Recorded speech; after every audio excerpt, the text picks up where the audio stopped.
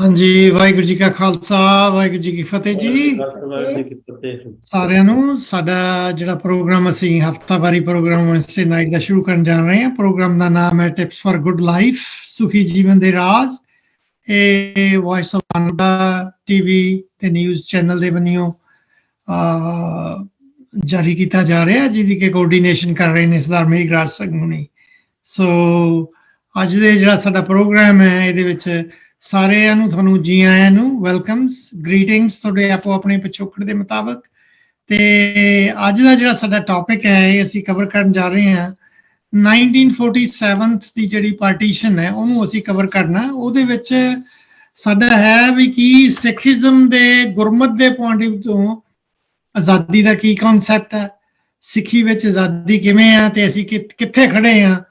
ਤੇ ਉਹ ਜਿਹੜੀ ਵੰਡ ਹੋਈ 1947 ਦੀ ਜਿਹੜੀ ਸੀ ਉਹਦਾ ਜਿਹੜਾ ਸੀ ਉਹ ਪਾਰਟੀਸ਼ਨ ਕੀ ਸਿੱਖਾਂ ਦੇ ਲਈ ਉਹ ਆਜ਼ਾਦੀ ਸੀ ਕਿ ਬਰਬਾਦੀ ਸੀ। ਸਮਝ ਦੇ ਵਿੱਚ ਜੋ ਆ ਰਿਹਾ ਸਾਡੀ ਆਜ਼ਾਦੀ ਕੀ ਸਾਡੇ ਲਈ ਤਾਂ ਉਹ ਬਰਬਾਦੀ ਹੋਈ ਸੀ।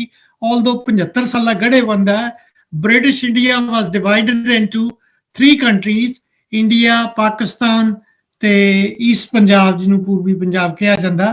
ਤੇ ਉਹਦੇ ਵਿੱਚੋਂ ਜਿਹੜੀ it is considered one of the major the biggest migration of 18 million people ਕਹਿ ਰਹੇ ਨੇ ਉਹਦੇ ਵਿੱਚ, ਜਿਹਦੇ ਵਿੱਚ ਕਿ ਸਭ ਤੋਂ ਜ਼ਿਆਦਾ ਜਿਹੜਾ ਨੁਕਸਾਨ ਹੋਇਆ ਉਹ ਸਾਡੀ ਸਿੱਖ ਕਮਿਊਨਿਟੀ ਦਾ ਹੋਇਆ। ਕਿਉਂਕਿ ਇਹਦੇ ਵਿੱਚ ਕਿਉਂਕਿ ਸਾਡਾ ਇਤਿਹਾਸ, ਸਾਡਾ ਪਿਛੋਕੜ, ਸਾਡੇ ਗੁਰਧਾਮ, ਸਾਡੀਆਂ ਯਾਦਗਾਰਾਂ, ਸਾਡਾ ਜਿਹੜਾ ਸੀਗਾ ਸਭ ਕੁਝ ਰਾਜ ਭਾਗ ਦੇ ਜਿਹੜੇ ਸਾਡੇ ਸੀਗੇ, ਜਿਹੜੇ ਉੱਥੇ ਦੇ ਜਿਹੜੇ ਸਾਡੇ ਚਿੰਨ੍ਹ ਪਏ ਨੇ, ਜੋ ਕੁਝ ਪਿਆ ਹੈ, ਇੰਨਾ ਸਾਡੇ ਗੁਰਧਾਮ ਗੁਰੂਆਂ ਦੀ ਧਰਤੀ, ਇੰਨਾ ਜਿਹੜਾ ਪੰਜਾਬ ਦਾ ਡਿਵਾਈਡ ਹੋ ਗਿਆ, ਜਿਹਨੂੰ ਕਹਿੰਦੀ ਸਾਡੀ ਹਿੱਕ ਦੇ ਉੱਤੇ ਜਿਹੜਾ ਸੀ ਉਹ ਡਿਵੀਜ਼ਨ ਹੋਈ ਇੰਨੀ ਜਲਦਬਾਜ਼ੀ ਦੇ ਵਿੱਚ। ਤੇ ਜਿਹੜੀ ਲੀਡਰਸ਼ਿਪ ਸੀ ਉਹਨੇ ਇਹ ਪ੍ਰਵਾਨ ਕੀਤੀ, ਜਦੋਂ ਕਿ ਆਜ਼ਾਦੀ ਲੈਣ ਤੋਂ ਪਹਿਲਾਂ ਦਾ ਜਿਹੜਾ ਆਜ਼ਾਦੀ ਦਾ ਕਨਸੈਪਟ ਉਹ ਸੰਘਰਸ਼ ਦੇ ਵਿੱਚ ਸਿੱਖਾਂ ਦੀਆਂ ਕੁਰਬਾਨੀਆਂ, ਸਿੱਖਾਂ ਦੇ ਜਜ਼ਬੇ, ਸਿੱਖਾਂ ਦੀਆਂ ਸ਼ਹੀਦੀਆਂ, ਸਿੱਖਾਂ ਦਾ ਫਾਂਸੀ ਜਾਣਾ, ਕੰਪੇਨ ਦੇ ਵਿੱਚ ਹਿੱਸਾ ਲੈਣਾ, less than being 2% of the 1.5% of the population at that time. ਸਾਡਾ ਇੰਨਾ ਵੱਡਾ ਯੋਗਦਾਨ ਸੀ ਐਂਡ ਵੀ ਵਰ appreciated. But at the same time ਜਿਹੜੀ ਇੰਡੀਆ ਦੀ ਜਾਂ ਬ੍ਰਿਟਿਸ਼ ਇੰਡੀਆ ਦੇ ਵੇਲੇ ਉਸ ਵੇਲੇ ਮਹਾਤਮਾ ਗਾਂਧੀ ਤੇ ਨਹਿਰੂ ਵਗੈਰਾ ਦੀ ਜਿਹੜੀ ਲੀਡਰਸ਼ਿਪ ਸੀ, ਦੇ ਆਲਸੋ ਮੇਡ ਪ੍ਰੋਮਿਸਸ ਸਿੱਖਾਂ ਦੇ ਨਾਲ ਵੀ ਅਸੀਂ ਤੁਹਾਨੂੰ ਇਸ ਤਰ੍ਹਾਂ ਕਰਾਂਗੇ, ਬੜੇ ਵਾਅਦੇ ਕੀਤੇ ਸਿੱਖਾਂ ਦੇ ਨਾਲ। ਸਿੱਖ ਭੋਲੇ ਭਾਲੇ ਤੇ ਸਿੱਖੀ ਵਿਚਾਰਧਾਰਾ ਦੇ ਵਿੱਚ ਹੋਣ ਕਰਕੇ ਕਿਉਂਕਿ ਸਿੱਖੀ ਤਾਂ ਸਭ ਦਾ ਭਲਾ ਵੀ ਮੰਗਦੇ ਆ, ਅਸੀਂ ਉਹਨਾਂ ਦੀਆਂ ਗੱਲਾਂ ਤੇ ਚਾਲਾਂ ਦੇ ਵਿੱਚ ਆ ਗਏ। ਤੇ ਐਂਡ ਨੂੰ ਕੀ ਹੋਇਆ, ਜਦੋਂ ਆਜ਼ਾਦੀ ਹੋਈ ਤੇ ਬਾਅਦ ਦੇ ਵਿੱਚ ਸਾਰੇ ਮੁੱਕਰ ਗਏ। ਜਿੰਨੀ ਲੀਡਰਸ਼ਿਪ ਸੀ ਬ੍ਰਾਹਮਣਵਾਦ ਦੀ ਇਹ ਸਾਰੀ ਮੁੱਕਰ ਗਈ। ਤੇ ਸਿੱਖਾਂ ਨੂੰ firm day 1 within 2-3 months circulation ਵਾਸ ਜਾਰੀ ਕਰਤਾ ਸੀਗਾ ਵੀ ਇਹ ਕ੍ਰਿਮੀਨਲਸ ਕੌਮ ਹੈ, ਇਹਨਾਂ ਉੱਤੇ ਸਪੈਸ਼ਲ ਨਜ਼ਰਅੰਦਾਜ਼ੀ ਰੱਖੀ ਜਾਵੇ, ਸਪੈਸ਼ਲ ਰੱਖੀ ਜਾਵੇ। ਤੋਂ ਉਸ ਤੋਂ ਲੈ ਕੇ ਫਿਰ 1966 ਦਾ ਸੂਬੇ ਦੀ ਮੰਗ ਆਈ। ਇੱਕ ਪਾਸੇ ਕਹਿੰਦੇ ਸੀ ਤੁਹਾਨੂੰ ਸਪੈਸ਼ਲ ਸਟੇਟਸ ਦੇਾਂਗੇ, ਜਿੱਥੇ ਤੁਹਾਨੂੰ ਸਪੈਸ਼ਲ ਅਧਿਕਾਰ ਹੋਣਗੇ, where you can enjoy the glow of freedom.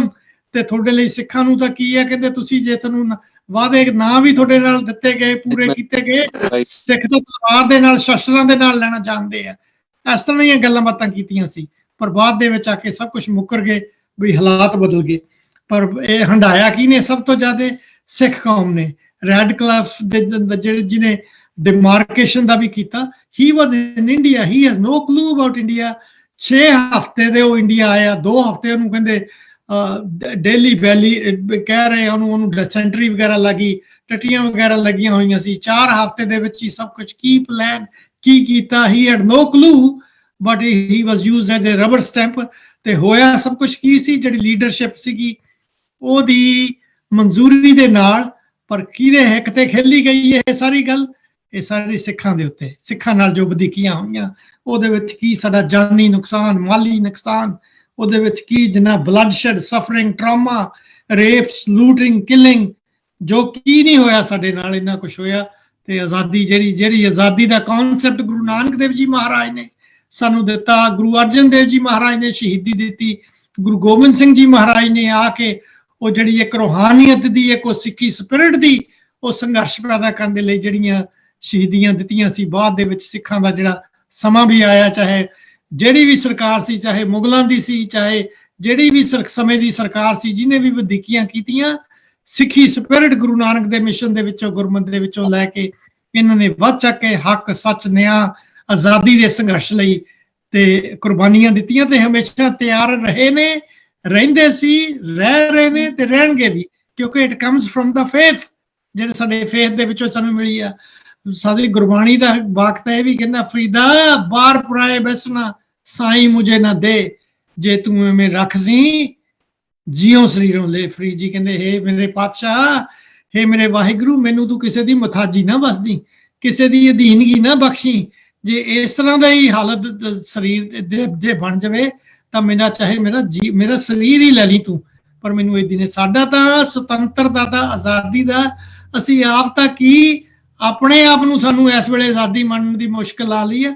ਅਸੀਂ ਤਾਂ ਦੂਜਿਆਂ ਦੀ ਪਰਵਾਹ ਨਹੀਂ ਕੀਤੀ। ਗੁਰੂ ਤੇਗ ਬਹਾਦਰ ਜੀ ਮਹਾਰਾਜ ਨੇ, ਮਹਾਰਾਜ ਗੁਰੂ ਗੋਬਿੰਦ ਸਿੰਘ ਜੀ, ਤਿਲਕ ਜੰਜੂ ਰਾਖਾ ਪ੍ਰਭ ਤਾਕਾ, ਕੀਨੋ ਬੜੋ ਕੱਲੂ ਮੈਂ ਸਾਕਾ, ਐਡੀ ਵੱਡੀ ਕੁਰਬਾਨੀ ਦਿੱਤੀ ਸੀ for the protection and for the freedom of expression and faith, ਤਾਂ ਕਿ ਹਰੇਕ ਬੰਦਾ ਜੀ ਸਕੇ। ਪਰ 1947 ਦੇ ਜੋ ਹਾਲਾਤ ਹੋਏ, ਉਹ ਜਿਹੜੀ ਪਾਰਟੀਸ਼ਨ ਹੋਈ, ਕੀ ਕੁਛ ਵਾਪਰਿਆ, ਕਿਸ ਤਰ੍ਹਾਂ ਦਾ ਉਹ ਦਰਦ ਹੈ, ਕਿਸ ਤਰ੍ਹਾਂ ਦੀ ਉਹ ਵੰਡ ਹੋਈ, ਕਿਸ ਤਰ੍ਹਾਂ ਸਾਡੇ ਹਿੱਕ ਦੇ ਉੱਤੇ ਦੀ ਉਹ ਚੀਜ਼ਾਂ ਲੰਘੀਆਂ ਤੇ ਉਹ ਜਿਹੜਾ ਸੀ ਦਰਦ ਦੇ ਮੋਢਿਆਂ ਤੇ ਹੰਡਾਇਆ ਤੇ ਅੱਜ ਤੱਕ ਉਹ ਹੰਡਾ ਰਹੇ ਆ। ਗੁਲਾਮੀ ਕੀ ਸਾਡੀ ਤਾਂ ਉਹ ਬਰਬਾਦੀ ਬਣ ਗਈ, ਆਜ਼ਾਦੀ ਤਾਂ ਕਾਹਦੀ ਸੀਗੀ ਸਿੱਖਾਂ ਦੇ ਲਈ।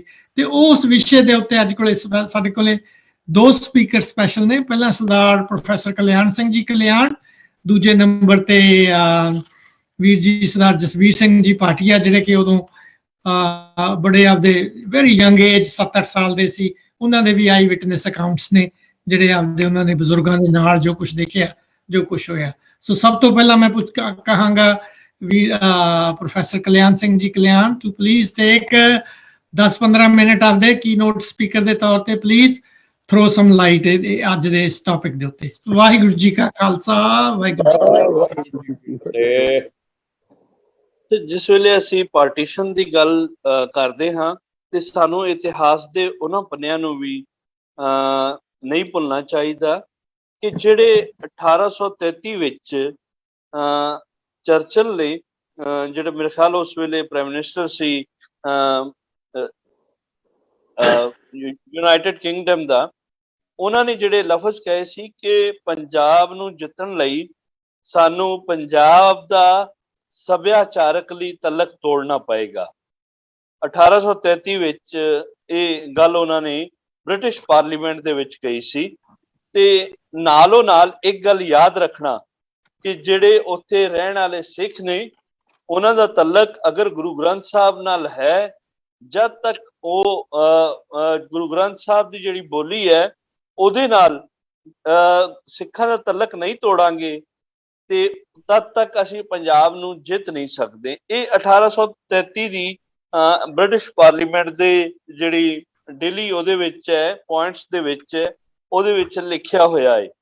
ਸੋ ਉੱਥੋਂ ਹੀ ਸਿੱਖ ਰਾਜ ਦਾ ਜਿਹੜਾ ਜ਼ਵਾਲ ਹੈ ਉਹ 1833 ਤੋਂ ਹੀ ਸ਼ੁਰੂ ਹੋਇਆ। ਔਰ ਉਸ ਤੋਂ ਬਾਅਦ ਆਸਤਾ ਆਸਤਾ ਮਹਾਰਾਜਾ ਰਣਜੀਤ ਸਿੰਘ ਦੀ ਮੌਤ ਤੋਂ ਬਾਅਦ ਜਿਹੜਾ ਹੈ ਉਹ ਜਿਹੜਾ ਹੈ ਕਿ ਉਹਨਾਂ ਨੇ ਜਿਹੜਾ ਹੈ ਆਪਸੀ ਝਗੜੇ ਔਰ ਆਪਸੀ ਫੁੱਟ ਪਾਣੀ ਇਹ ਸ਼ੁਰੂ ਹੋ ਗਈ। ਔਰ ਉਸ ਤੋਂ ਬਾਅਦ ਫਿਰ ਕੁਛ ਪੰਜਾਬ ਦੇ ਵਿੱਚ ਗਦਾਰੀਆਂ ਜਿਹੜੀਆਂ ਸੀ ਉਹ ਸ਼ੁਰੂ ਹੋਈਆਂ। ਬਹਰਹਾਲ ਮੈਨੂੰ ਅੱਜ ਤੱਕ ਸਮਝ ਨਹੀਂ ਆਈ ਹੈ ਕਿ ਤੁਸੀਂ ਆਜ਼ਾਦੀ ਕਿਹਦੇ ਕੋਲੋਂ ਲਈ ਹੈ ਔਰ ਕਿਉਂ ਲਈ ਹੈ। ਮੈਨੂੰ ਅੱਜ ਸਾਰੀ ਵੱਡੇ 3 ਮੁਲਕ ਜਿਹੜੇ ਸਾਡੇ ਨੇ, ਜਿਹੜੇ ਸਾਡੇ ਸਿੱਖ ਆਬਾਦੀ ਦੇ ਲਿਹਾਜ਼ ਨਾਲ, ਉਹ ਕੈਨੇਡਾ, ਆਸਟ੍ਰੇਲੀਆ ਔਰ ਇੰਗਲੈਂਡ ਨੇ, ਜਿੱਥੇ ਸਿੱਖ ਵੱਡੀ ਤਾਦਾਦ 'ਚ ਬੈਠੇ ਨੇ। ਔਰ ਇਹੋ ਹੀ 3 ਬ੍ਰਿਟਿਸ਼ ਟੈਰੀਟਰੀ ਹੈ। ਇੱਥੋਂ ਆਜ਼ਾਦ ਹੋਣ ਤੋਂ ਬਾਅਦ ਸਾਰੇ ਉੱਥੇ ਚਲੇ ਗਏ। ਇਸ ਗੱਲ ਦੀ ਬਿਲਕੁਲ ਹੀ ਸਮਝ ਨਹੀਂ ਆ ਰਹੀ ਹੈ ਕਿ ਤੁਸੀਂ ਆਜ਼ਾਦੀ ਇੱਥੋਂ ਕਿਉਂ ਕੱਢਿਆ ਬ੍ਰਿਟਿਸ਼ ਨੂੰ। ਜੇ ਜਾਣਾ ਹੀ ਉੱਥੇ ਸੀ, ਉਹਨਾਂ ਟੈਰੀਟਰੀ 'ਚ ਰਹਿਣਾ ਸੀ, ਉਹਨਾਂ ਦੇ ਅੰਡਰ ਹੀ ਰਹਿਣਾ ਸੀ, ਤੇ ਫਿਰ ਇੱਥੋਂ ਕਿਉਂ ਉਹਨਾਂ ਨੂੰ ਕੱਢਿਆ। ਇਹ ਵੀ ਇੱਕ ਹਕੀਕਤ ਹੈ ਕਿ ਸਿਰਫ ਸਿੱਖ ਕੌਮ ਨੇ ਬ੍ਰਿਟਿਸ਼ ਨੂੰ ਮਜਬੂਰ ਕੀਤਾ ਇੱਥੋਂ ਕੱਢਣ ਦੇ ਉੱਤੇ। ਸਿਰਫ ਪੰਜਾਬ ਨੇ ਲੜਾਈ ਲੜੀ ਹੈ, ਬਾਹਰ ਕਿਸੇ ਨੇ ਲੜਾਈ ਨਹੀਂ ਲੜੀ ਹੈ। ਜਿੱਥੇ ਤੱਕ ਜਦੋਂ ਅਸੀਂ ਗੱਲ ਕਰਦੇ ਹਾਂ ਕਿ ਯਾਰ ਇਹਦਾ ਨੁਕਸਾਨ ਸਿੱਖਾਂ ਦਾ ਹੋਇਆ, ਤੇ ਉਸਦਾ ਇੱਕ ਇਹ ਸੀ ਕਿ 1940 23 ਮਾਰਚ 1940 ਨੂੰ ਪਾਕਿਸਤਾਨ ਦਾ ਐਲਾਨ ਹੋਇਆ, ਤੇ ਮਾਸਟਰ ਤਾਰਾ ਸਿੰਘ ਨੇ 23 ਮਾਰਚ ਨੂੰ ਹੀ ਪੰਜਾਬ ਅਸੈਂਬਲੀ ਦੇ ਬਾਹਰ ਕਿਰਪਾਨ ਕੱਢ ਕੇ ਤੇ ਉਹਨਾਂ ਨੇ ਕਿਹਾ ਕਿ ਜਿਹੜਾ ਪੰਜਾਬ ਦੀ ਤਕਸੀਮ ਕਰੂਗਾ ਉਹ ਸਿੱਖਾਂ ਦੀ ਹਿੱਕ ਤੇ ਕਰੂਗਾ। ਔਰ ਇਹੋ ਹੀ ਗੱਲ ਸੱਚ ਸਾਬਤ ਹੋਈ ਕਿ ਪੰਜਾਬ ਦੀ ਤਕਸੀਮ, ਪੰਜਾਬ ਦੀ ਡਿਵਾਈਡ ਹੋਈ, ਉਹ ਸਿੱਖਾਂ ਦੀ ਹਿੱਕ ਦੇ ਉੱਤੇ ਹੀ ਹੋਈ। ਔਰ ਮੈਨੂੰ ਵੈਸੇ ਹੀ, ਮੈਂ ਇਤਿਹਾਸ ਦਾ ਵੀ ਸਟੂਡੈਂਟ ਹਾਂ, ਜਿੱਥੇ ਮੈਂ ਪੰਜਾਬੀ ਬੋਲੀ ਦੀ ਗੱਲ ਕਰਦਾ ਹਾਂ, ਉੱਥੇ ਇਤਿਹਾਸ ਦੇ ਵਿੱਚ ਐਸੇ ਬਹੁਤ ਸਾਰੀਆਂ ਥਾਵਾਂ ਹੈ ਨੇ ਕਿ ਇੱਕ ਵਾਰੀ ਬਲਦੇਵ ਸਿੰਘ ਨੂੰ 1946 ਦੇ ਵਿੱਚ ਬਲਦੇਵ ਸਿੰਘ ਨੂੰ ਬਹੁਤ ਰੋਕਣ ਦੀ ਕੋਸ਼ਿਸ਼ ਕੀਤੀ, ਕਿਉਂਕਿ ਅਗਰ ਕਿਸੇ ਨੇ ਵੀ ਲਾਰਡ ਨੂੰ ਮਿਲਣਾ ਹੁੰਦਾ ਸੀ ਤੇ ਉਹਦੇ ਕੈਪਟਨ ਇੱਕ ਚਿੱਟ ਬਣਾਉਂਦਾ ਸੀ ਔਰ ਇੱਕ ਚਿੱਟ ਦੇ ਉੱਤੇ ਹੀ ਸਾਰਾ ਕੁਝ ਲਿਖਦਾ ਸੀ। ਇਹ ਸਾਰਾ ਕੁਝ British museum, London British museum ਦੀ ਡਾਇਰੀ ਦੇ ਵਿੱਚ ਇਹ ਲਿਖਿਆ ਹੋਇਆ ਪਿਆ ਹੈ ਕਿ ਆਮ ਸਿੱਖਾਂ ਨੂੰ ਦੇ ਵਿੱਚ ਅਗਰ ਕਿਸੇ ਦੀ ਬੁੱਧੀ ਹੈ ਸੀ ਤੇ ਉਹ ਬਲਦੇਵ ਸਿੰਘ ਨੂੰ ਜਿਹੜਾ ਹੈ ਸੀ ਉਹ ਥੋੜਾ ਬਹੁਤ ਆਪਣਾ ਦਿਮਾਗ ਇਸਤੇਮਾਲ ਕਰਦਾ ਸੀ। ਬਲਦੇਵ ਸਿੰਘ ਨੂੰ ਬ੍ਰਿਟਿਸ਼ ਸਰਕਾਰ ਨੇ ਰੋਕਣ ਦੀ ਕੋਸ਼ਿਸ਼ ਕੀਤੀ ਔਰ ਉਹਨੂੰ ਕਿਹਾ ਕਿ ਬਈ ਦੇਖੋ, ਤੁਸੀਂ ਆਪਣੇ ਬਾਰੇ ਸੋਚੋ। ਸਿੱਖਾਂ ਦੇ, ਅਸੀਂ ਸਿੱਖਾਂ ਕੋਲੋਂ ਵੱਖਰਾ ਜਿਸ ਵੇਲੇ ਲਿਆ ਸੀ 1849 ਦੇ ਵਿੱਚ, 29 ਮਾਰਚ 1849 ਚ ਤੁਹਾਡੇ ਕੋਲੋਂ ਲਿਆ ਸੀ, ਅਸੀਂ ਤੁਹਾਨੂੰ ਹੀ ਵਾਪਸ ਦੇਣਾ ਚਾਹੁੰਦੇ ਹਾਂ, ਤੁਸੀਂ ਵੱਖਰੇ ਪੰਜਾਬ ਦੀ ਗੱਲ ਕਰੋ। ਬਲਦੇਵ ਸਿੰਘ ਨੇ, ਸਰਦਾਰ ਬਲਦੇਵ ਸਿੰਘ ਨੇ ਉਸ ਵੇਲੇ ਇਹ ਸਾਰਾ ਕੁਝ ਜਾ ਕੇ ਨਹਿਰੂ ਨੂੰ ਦੱਸ ਦਿੱਤਾ ਕਿ ਮੇਰੇ ਕੋਲੋਂ ਬ੍ਰਿਟਿਸ਼ ਸਰਕਾਰ ਇਹ ਕਰਾਉਣਾ ਚਾਹੁੰਦੀ ਹੈ। ਤੇ ਨਹਿਰੂ ਨੇ ਤੁਰੰਤ ਜਿਹੜਾ ਹੈ ਉਹ ਦੁਬਾਰਾ ਉਹਨਾਂ ਨਾਲ ਮੁਲਾਕਾਤ ਕੀਤੀ ਕਿ ਤੁਸੀਂ ਕਿਉਂ ਮਜਬੂਰ ਕਰ ਰਹੇ ਹੋ, ਤੁਸੀਂ ਕਾਂਗਰਸ ਨੂੰ ਤੋੜਨ ਦੀ ਗੱਲ ਕਰ ਰਹੇ ਹੋ। ਯਾਨੀ ਉਹਨੇ ਜਿਹੜੇ ਰਾਜ ਸੀ ਉਹ ਸਾਰੇ ਦੱਸ ਦਿੱਤੇ ਔਰ ਉਹਦੀ ਵਜ੍ਹਾ ਤੋਂ ਲਾਰਡ ਜਿਹੜਾ ਹੈ ਉਹ ਡਿਫੈਂਡੇਬਲ ਪੋਜੀਸ਼ਨ ਦੇ ਉੱਤੇ ਆਇਆ ਔਰ ਇਸ ਦੀ ਸ਼ਿਕਾਇਤ ਬੜੀ ਦੂਰ ਦੂਰ ਤੱਕ ਸੁਣਾਈ ਦਿੱਤੀ। ਬਹਰਹਾਲ 47 ਹੋ ਗਈ ਔਰ ਜਿੱਥੇ ਅੰਮ੍ਰਿਤਾ ਪ੍ਰੀਤਮ ਨੇ, ਅੱਛਾ 47 ਦੀ ਸਭ ਤੋਂ ਜ਼ਿਆਦਾ ਮੁਖਾਲਫਤ ਲੈਫਟ ਦੇ ਲੋਕਾਂ ਨੇ ਕੀਤੀ ਹੈ ਕਿ ਪੰਜਾਬ ਤਕਸੀਮ ਨਾ ਕੀਤਾ ਜਾਵੇ। ਰਾਈਟ ਦੇ ਯਾਨੀ ਅਕਾਲੀਆਂ ਨੇ ਕੋਈ ਐਸੀ ਗੱਲ ਨਹੀਂ ਕੀਤੀ ਕਿ ਪੰਜਾਬ ਤਕਸੀਮ ਨਾ ਕੀਤਾ ਜਾਵੇ ਜਾਂ ਪੰਜਾਬ ਦੇ ਵਿੱਚ ਸਿੱਖ ਆਬਾਦੀ ਜਿਹੜੀ ਹੈ ਉਹ ਉਸ ਦਾ ਕੀ ਬਣੇਗਾ, ਇਸ ਬਾਰੇ ਕੁਝ ਵੀ ਕਿਸੇ ਨੇ ਵੀ ਨਹੀਂ ਸੋਚਿਆ ਹੈ। ਸਿਰਫ ਜਸਟ ਇਨਫੋਰਮੇਸ਼ਨ ਦੀ ਉਹਦੇ ਤੱਕ ਗੱਲ ਹੈ। ਹਾਂ, ਇੱਕ ਨੁਕਤਾ ਜਿਹੜਾ ਤੁਸੀਂ ਬਹੁਤ ਇੰਪੋਰਟੈਂਟ ਸ਼ੁਰੂ ਦੇ ਵਿੱਚ ਚੁੱਕਿਆ ਕਿ ਗੁਰਮਤ ਦੀ ਵੇ ਨਾਲ ਆਜ਼ਾਦੀ ਦਾ ਕੰਸੈਪਟ ਗੁਰਮਤ ਬਹੁਤ ਦੇ ਰਹੀ ਹੈ। ਇੱਥੇ ਤੱਕ ਕਿ ਸਾਨੂੰ ਇਸ ਗੱਲ ਤੇ ਮਾਣ ਹੈ ਕਿ ਗੁਰਮਤ ਜਿਹੜਾ ਹੈ ਉਹ ਤੇ ਜਿਹੜੀ ਇਕੁਐਲਿਟੀ ਦੀ ਗੱਲ ਕਰਦੀ ਹੈ, ਬਰਾਬਰਤਾ ਦੀ ਗੱਲ ਕਰ ਰਹੀ ਹੈ। ਕਿਸੇ ਵੀ ਸੱਭਿਆਚਾਰਕ ਵਿੱਚ, ਕਿਸੇ ਵੀ ਧਰਮ ਵਿੱਚ ਜਿਹੜੀ ਤੀਵੀਆਂ ਦੀ ਬਰਾਬਰਤਾ ਦੀ ਗੱਲ ਜਿਹੜੀ ਹੈ ਉਹ ਇਸ ਪ੍ਰਕਾਰ ਸ਼ਾਮਲ ਨਹੀਂ ਹੈ ਜਿਵੇਂ ਸਿੱਖ ਧਰਮ ਦੇ ਵਿੱਚ ਸ਼ਾਮਲ ਹੈ। ਔਰ ਇਸ ਤੋਂ ਆਜ਼ਾਦੀ ਦੀ ਵੱਡੀ ਗੱਲ ਕੀ ਹੋ ਸਕਦੀ ਹੈ ਕਿ 1920 ਦੇ ਵਿੱਚ ਬ੍ਰਿਟਿਸ਼ ਵਿੱਚ ਔਰਤ ਨੂੰ ਵੋਟ ਦਾ ਅਧਿਕਾਰ ਪੰਜਾਬੀ ਔਰਤਾਂ ਨੇ, ਪੰਜਾਬੀਆਂ 3 ਵੱਡੀਆਂ ਹਸਤੀਆਂ ਸੂਫੀਆ, ਬੰਬਾ ਔਰ ਛੋਟੀ ਬੰਬਾ ਜਿਹੜੀ ਸੀ, ਉਹਨਾਂ ਨੇ ਅਧਿਕਾਰ ਦਿਵਾਇਆ ਸੀ ਔਰਤਾਂ ਨੂੰ ਵੋਟ ਦਾ ਹੱਕ। ਪਹਿਲੀ ਵਾਰੀ 1920 ਦੇ ਵਿੱਚ ਪੰਜਾਬੀ ਬਲਕਿ ਸਿੱਖ, ਮੈਂ ਤੇ ਉਹਨਾਂ ਨੂੰ ਨਹੀਂ ਮੰਨਦਾ ਹਾਂ, ਜਾਂ ਫਰਨੈਂਡਸ ਦੀ ਜਿਹੜੀ 3 ਬੇਟੀਆਂ ਸੀ ਦਲੀਪ ਫਰਨੈਂਡਸ ਦੀ, ਉਹਨਾਂ ਨੇ ਹੀ ਇਹਦੇ ਵਿੱਚ ਵੱਡਾ ਯੋਗਦਾਨ ਜਿਹੜਾ ਹੈ ਉਹ ਦਿੱਤਾ ਹੈ। ਸੋ ਸਿੱਖ ਗੁਰਮਤ ਜਿਹੜੀ ਹੈ ਉਹ ਬਹੁਤ ਵਾਜ਼ੇ ਹੈ ਇਸ ਬਾਰੇ ਕਿ ਆਜ਼ਾਦੀ ਜਿਹੜੀ ਹੈ, ਜੋ ਸ਼ਖਸੀ ਆਜ਼ਾਦੀ ਇੰਨੀ ਦੇ ਰਹੀ ਹੈ ਤੇ ਉਹ ਕੌਮੀ ਆਜ਼ਾਦੀ ਕਿੰਨੀ ਦੇ ਰਹੀ ਹੋਣੀ ਹੈ। ਸੋ ਇਹ ਜਿਹੜੀ ਹੈ ਇੱਕ ਬਹੁਤ ਵੱਡਾ ਪੁਆਇੰਟ ਹੈ।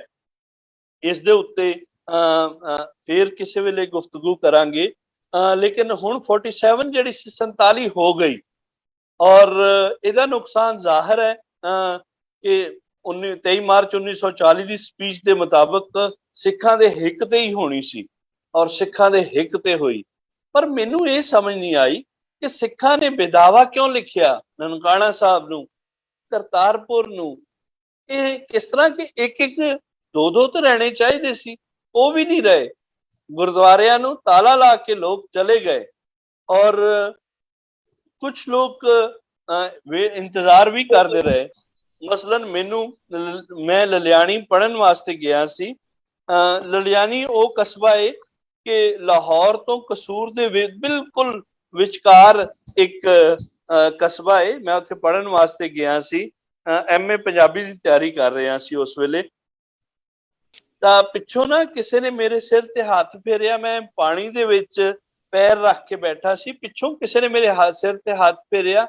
मैं वेख्या कि एक बजुर्ग माई सी ते ओदे अखां विच इन्ने अथरू सी कि मैं उस ओनू बयान नहीं कर सकदा हाँ कि किवें दी सी। कहंदा पुੱਤ तू इत्थे कित्थे आ गया है?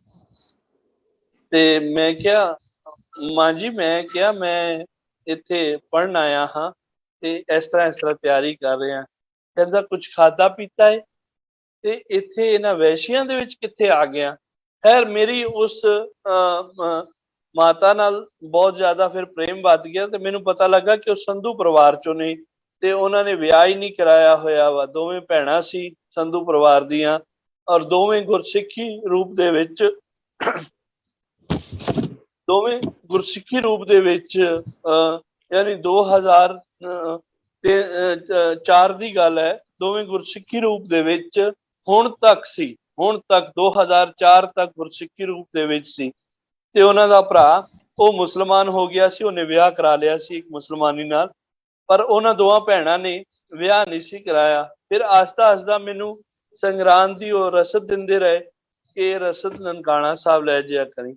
ਇਸ ਤਰ੍ਹਾਂ ਬਹੁਤ ਸਾਰੇ ਲੋਕ, ਇੱਕ ਮੇਰੇ ਘਰ ਬਜ਼ੁਰਗ ਆਉਂਦੇ ਸੀ, ਜਿਵੇਂ ਮੈਂ ਸਾਫਾ ਬੰਨਿਆ ਉਹ ਬਜ਼ੁਰਗ ਨੇ ਇਸ ਤਰ੍ਹਾਂ ਸਾਫਾ ਬੰਨਿਆ ਹੁੰਦਾ ਸੀ ਤੇ ਮੈਂ ਕਿਰਪਾਨ ਹਮੇਸ਼ਾ ਉੱਤੇ ਪਾ ਕੇ ਰੱਖਦਾ ਹੁੰਦਾ ਸੀ। ਤੇ ਮੇਰਾ ਬਚਪਨ ਸੀ, ਮੈਂ ਉੱਤੇ ਕਿਰਪਾਨ ਪਾਉਂਦਾ ਸੀ ਤੇ ਉਹਦੇ ਉੱਤੇ ਕਢਾਈ ਕਰਾਈ ਸੀ ਰਾਜ ਕਰੇਗਾ ਖਾਲਸਾ।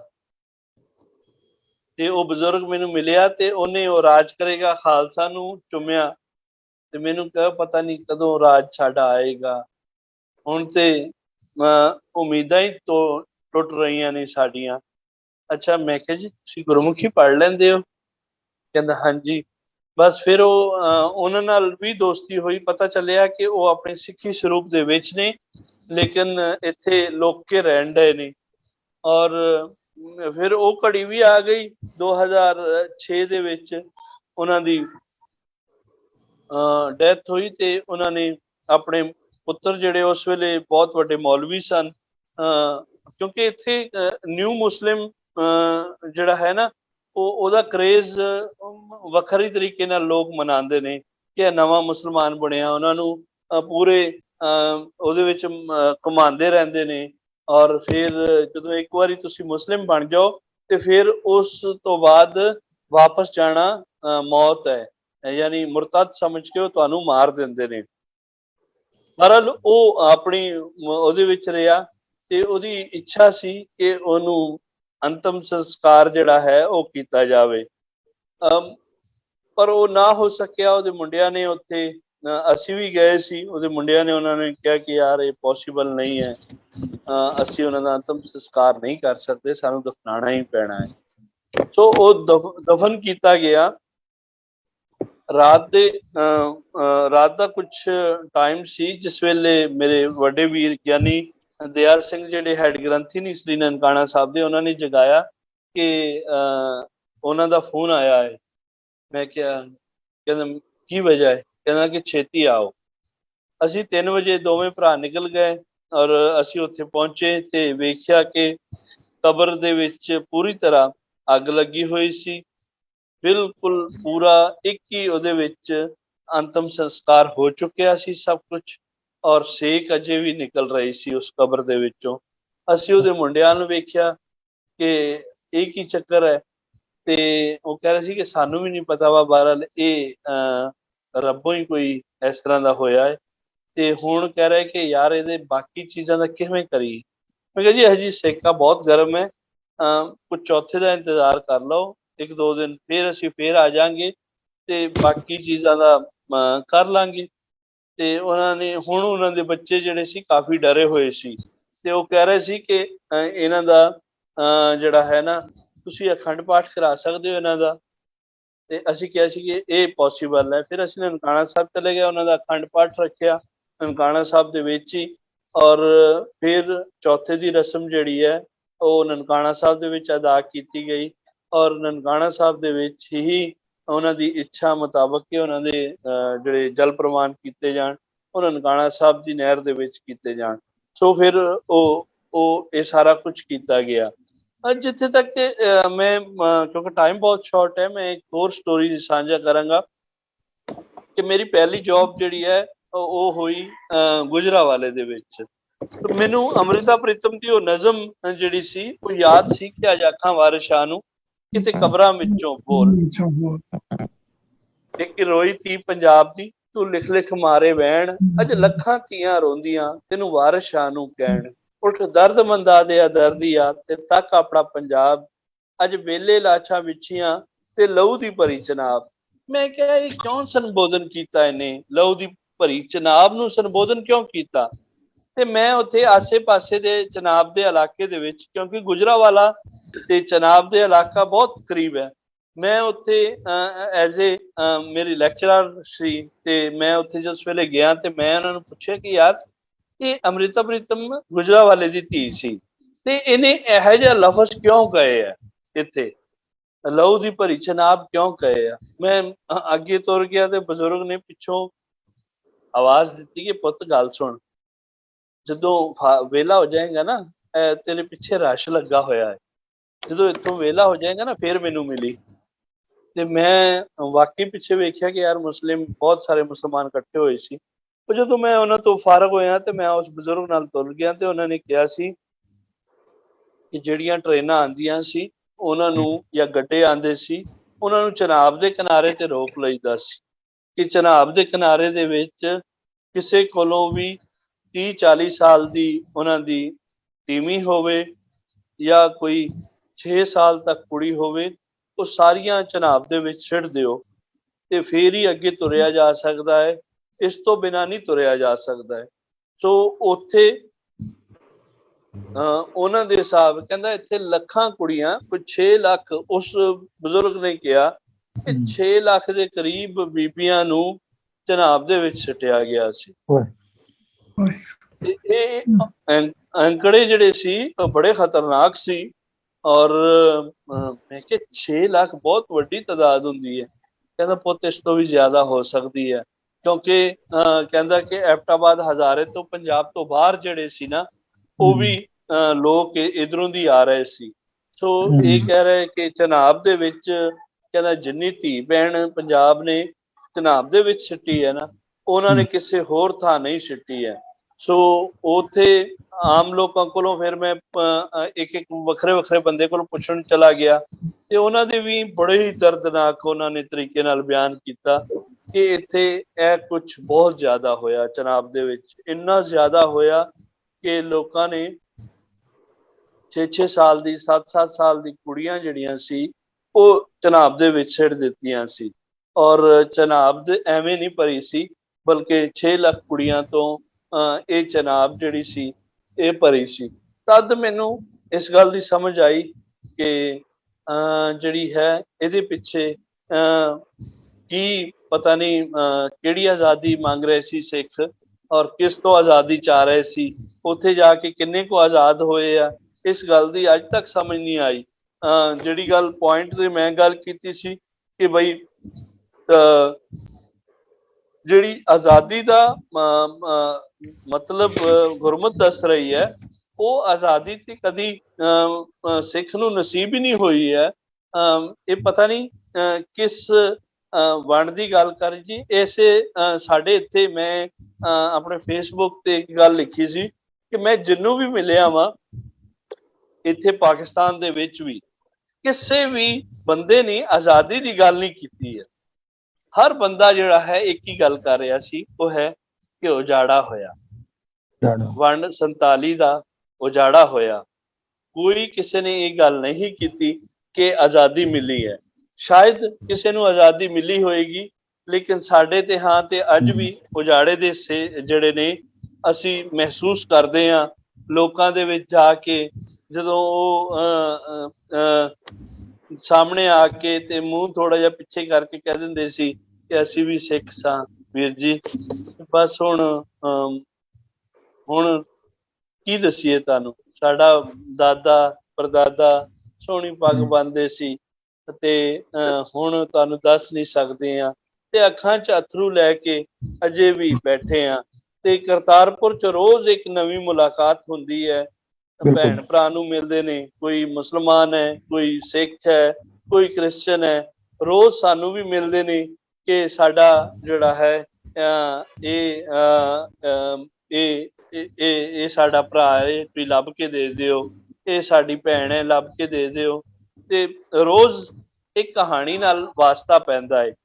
ਮੈਂ ਅਕਸਰ ਇਹ ਗੱਲ ਕਰਦਾ ਹੁੰਦਾ ਵਾਂ ਕਿ ਸਿੱਖਾਂ ਨੇ ਫਿਰ ਵੀ ਸਾਰੇ ਕੈਨੇਡਾ, ਇੰਗਲੈਂਡ ਔਰ ਆਸਟ੍ਰੇਲੀਆ, ਨਿਊਜ਼ੀਲੈਂਡ ਉਹੀ ਟੈਰੀਟਰੀ ਦੇ ਵਿੱਚ ਜਾ ਕੇ ਜ਼ਿਆਦਾ ਸਿੱਖ ਵਸੇ ਸੀ। ਫਿਰ ਆਜ਼ਾਦੀ ਦਾ ਉਹਨਾਂ ਨੂੰ ਫਾਇਦਾ ਕੀ ਹੋਇਆ? ਕਿਉਂ ਕੁਰਬਾਨੀਆਂ ਦਿੱਤੀਆਂ ਨੇ 95% ਅੰਗਰੇਜ਼ਾਂ ਖਿਲਾਫ? ਜੇ ਉੱਥੇ ਹੀ ਜਾਣਾ ਸੀ।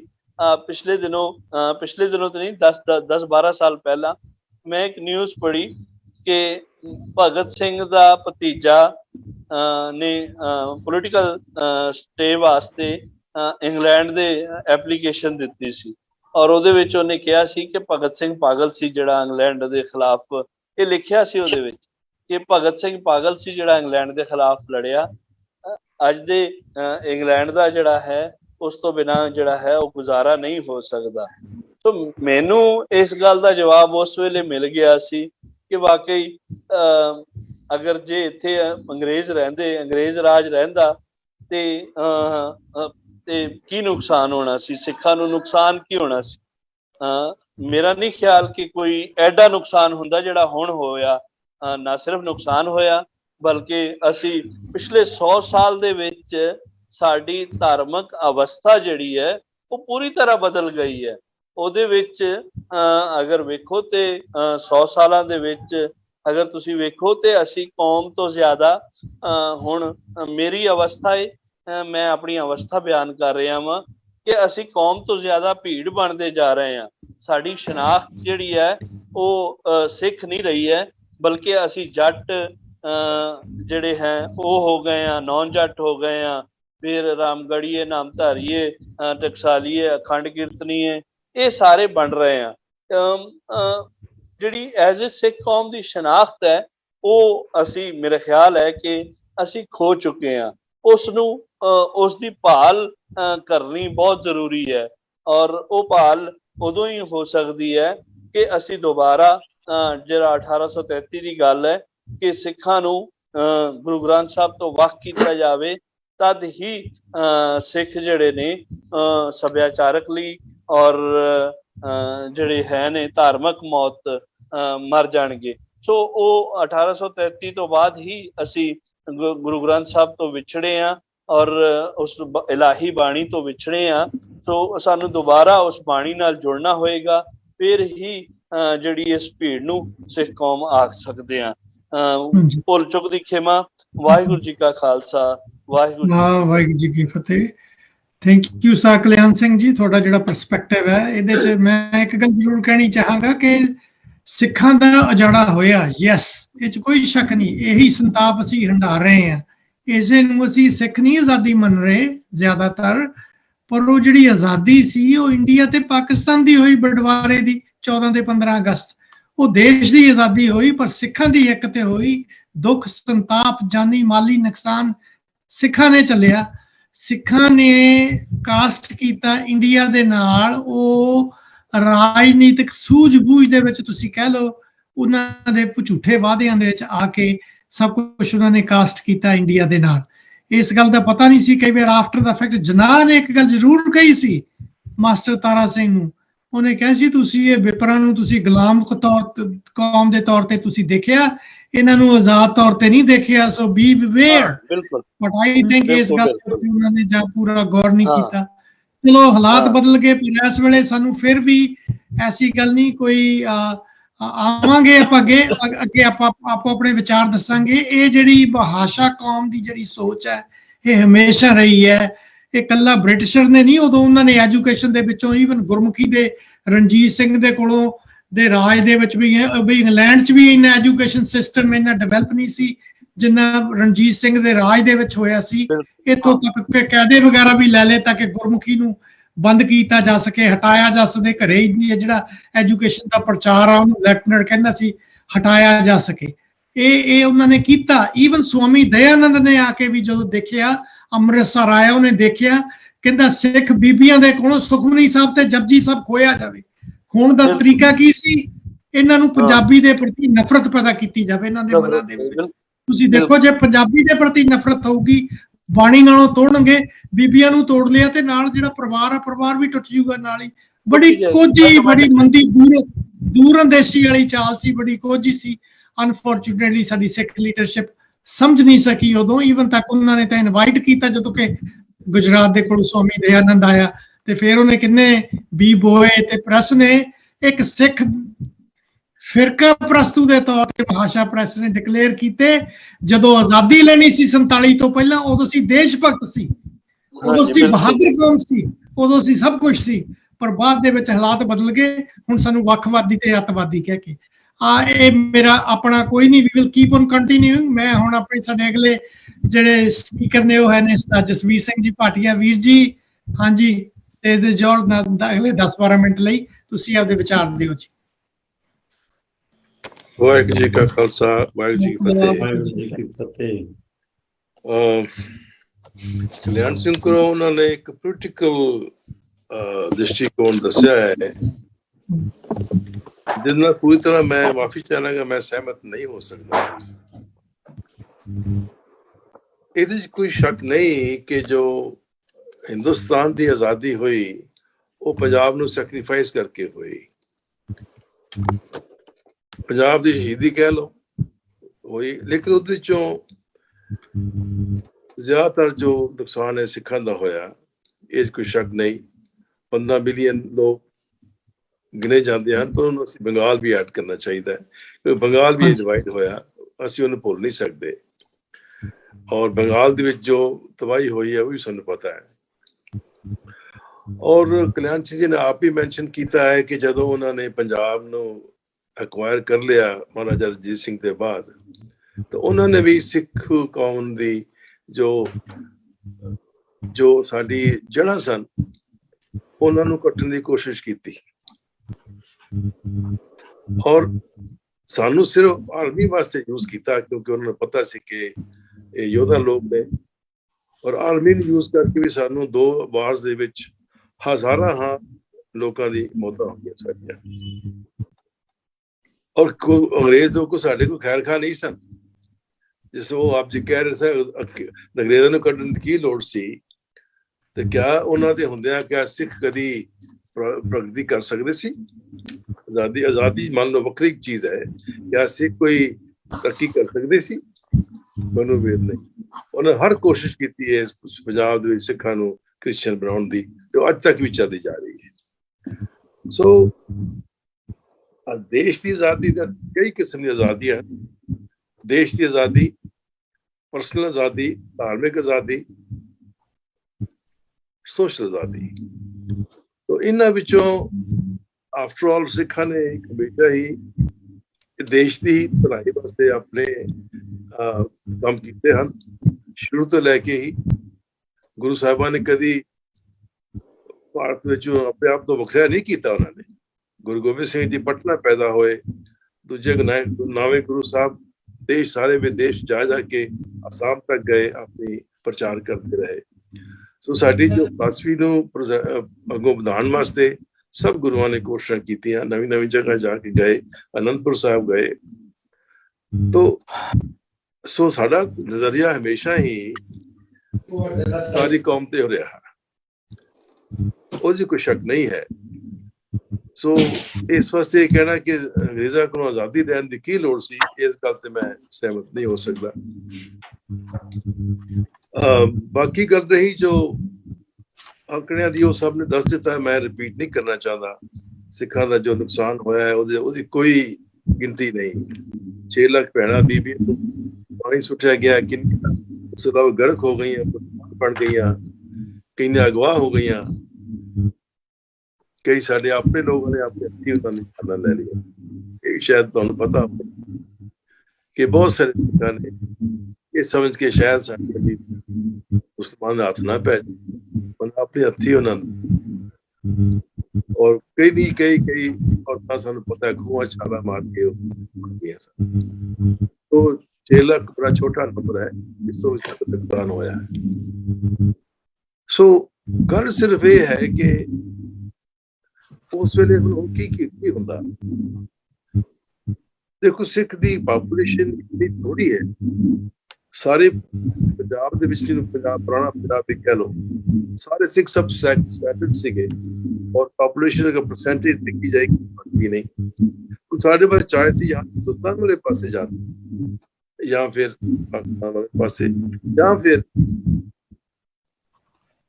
ਨਵੇਂ ਪੰਜਾਬ ਦੀ ਗੱਲ ਕਰਦੇ ਜੀ ਸਾਰੇ, ਉਹ ਪੰਜਾਬੀ ਹਿੰਦੂ ਵੀ ਐਡ ਹੁੰਦੇ। ਕਿਉਂਕਿ ਦੇਖੋ,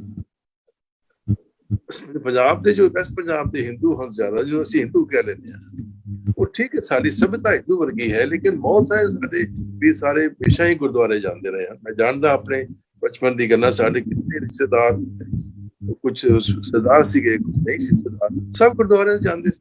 ਜਿੰਨੇ ਹਿੰਦੂ ਸੀ ਉਹ ਸਭ ਗੁਰਦੁਆਰੇ ਜਾਂਦੇ ਸੀ।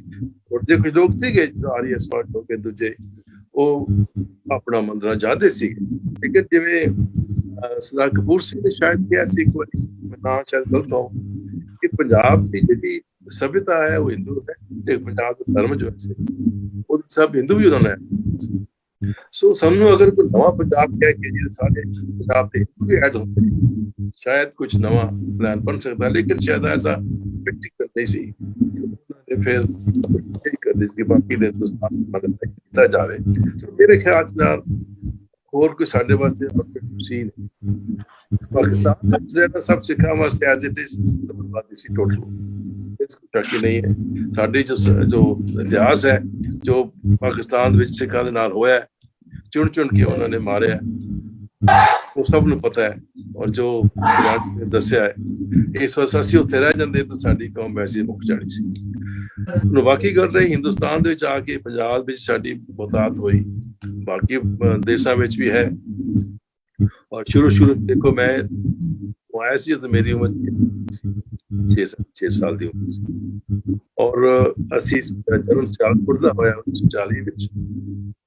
ਔਰ ਜਦੋਂ ਪਾਰਟੀਸ਼ਨ ਹੋਈ ਹੈ, ਉਸ ਵੇਲੇ ਮੈਂ ਆਪਣੇ ਦਾਦਕੇ ਪਿੰਡ ਸੀਗਾ, ਮੇਰੇ ਫਾਦਰ ਵੀ ਸੀਗੇ, ਮਦਰ ਸਿਆਲਕੋਟ ਕੰਟਰੀ ਮੇਰੇ ਕੁਝ ਕੈਂਪ ਤੇ ਗਏ ਸੀ, ਤੇ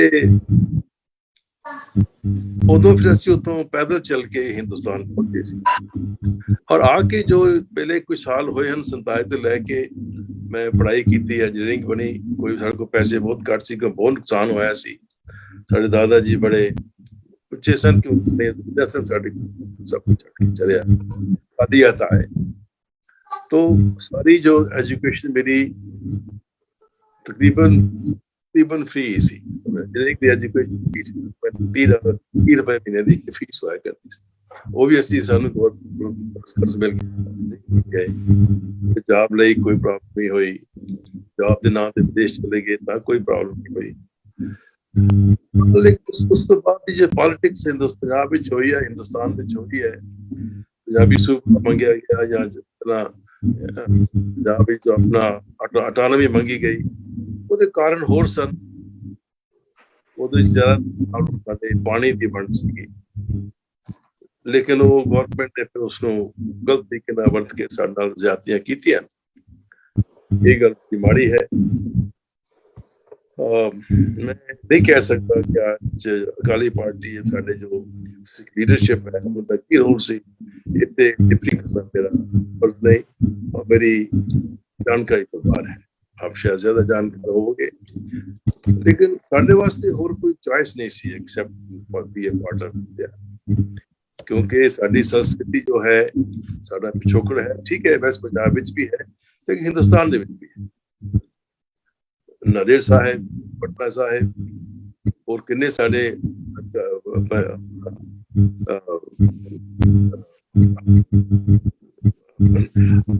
Anandpur Sahib after leave the साडियां जगह है ना।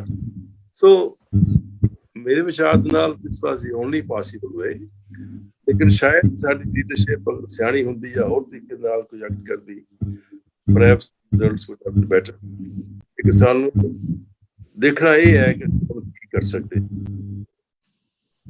तो ये गल आप सब जानते हो किवें करना है, मेरी छोटी जुबान की कह सकता, लेकिन जो साडियां तकलीफां होईयां जैसे दस्या है, 7-8 दिन लगे पैदल तुर के पंजाब के गांव के दिन दसी आए, भुखे पाने कोई 5-6 दिन ना कोई खाना खास पड़िया, जितो पानी करते हो मुर्दे लाशा।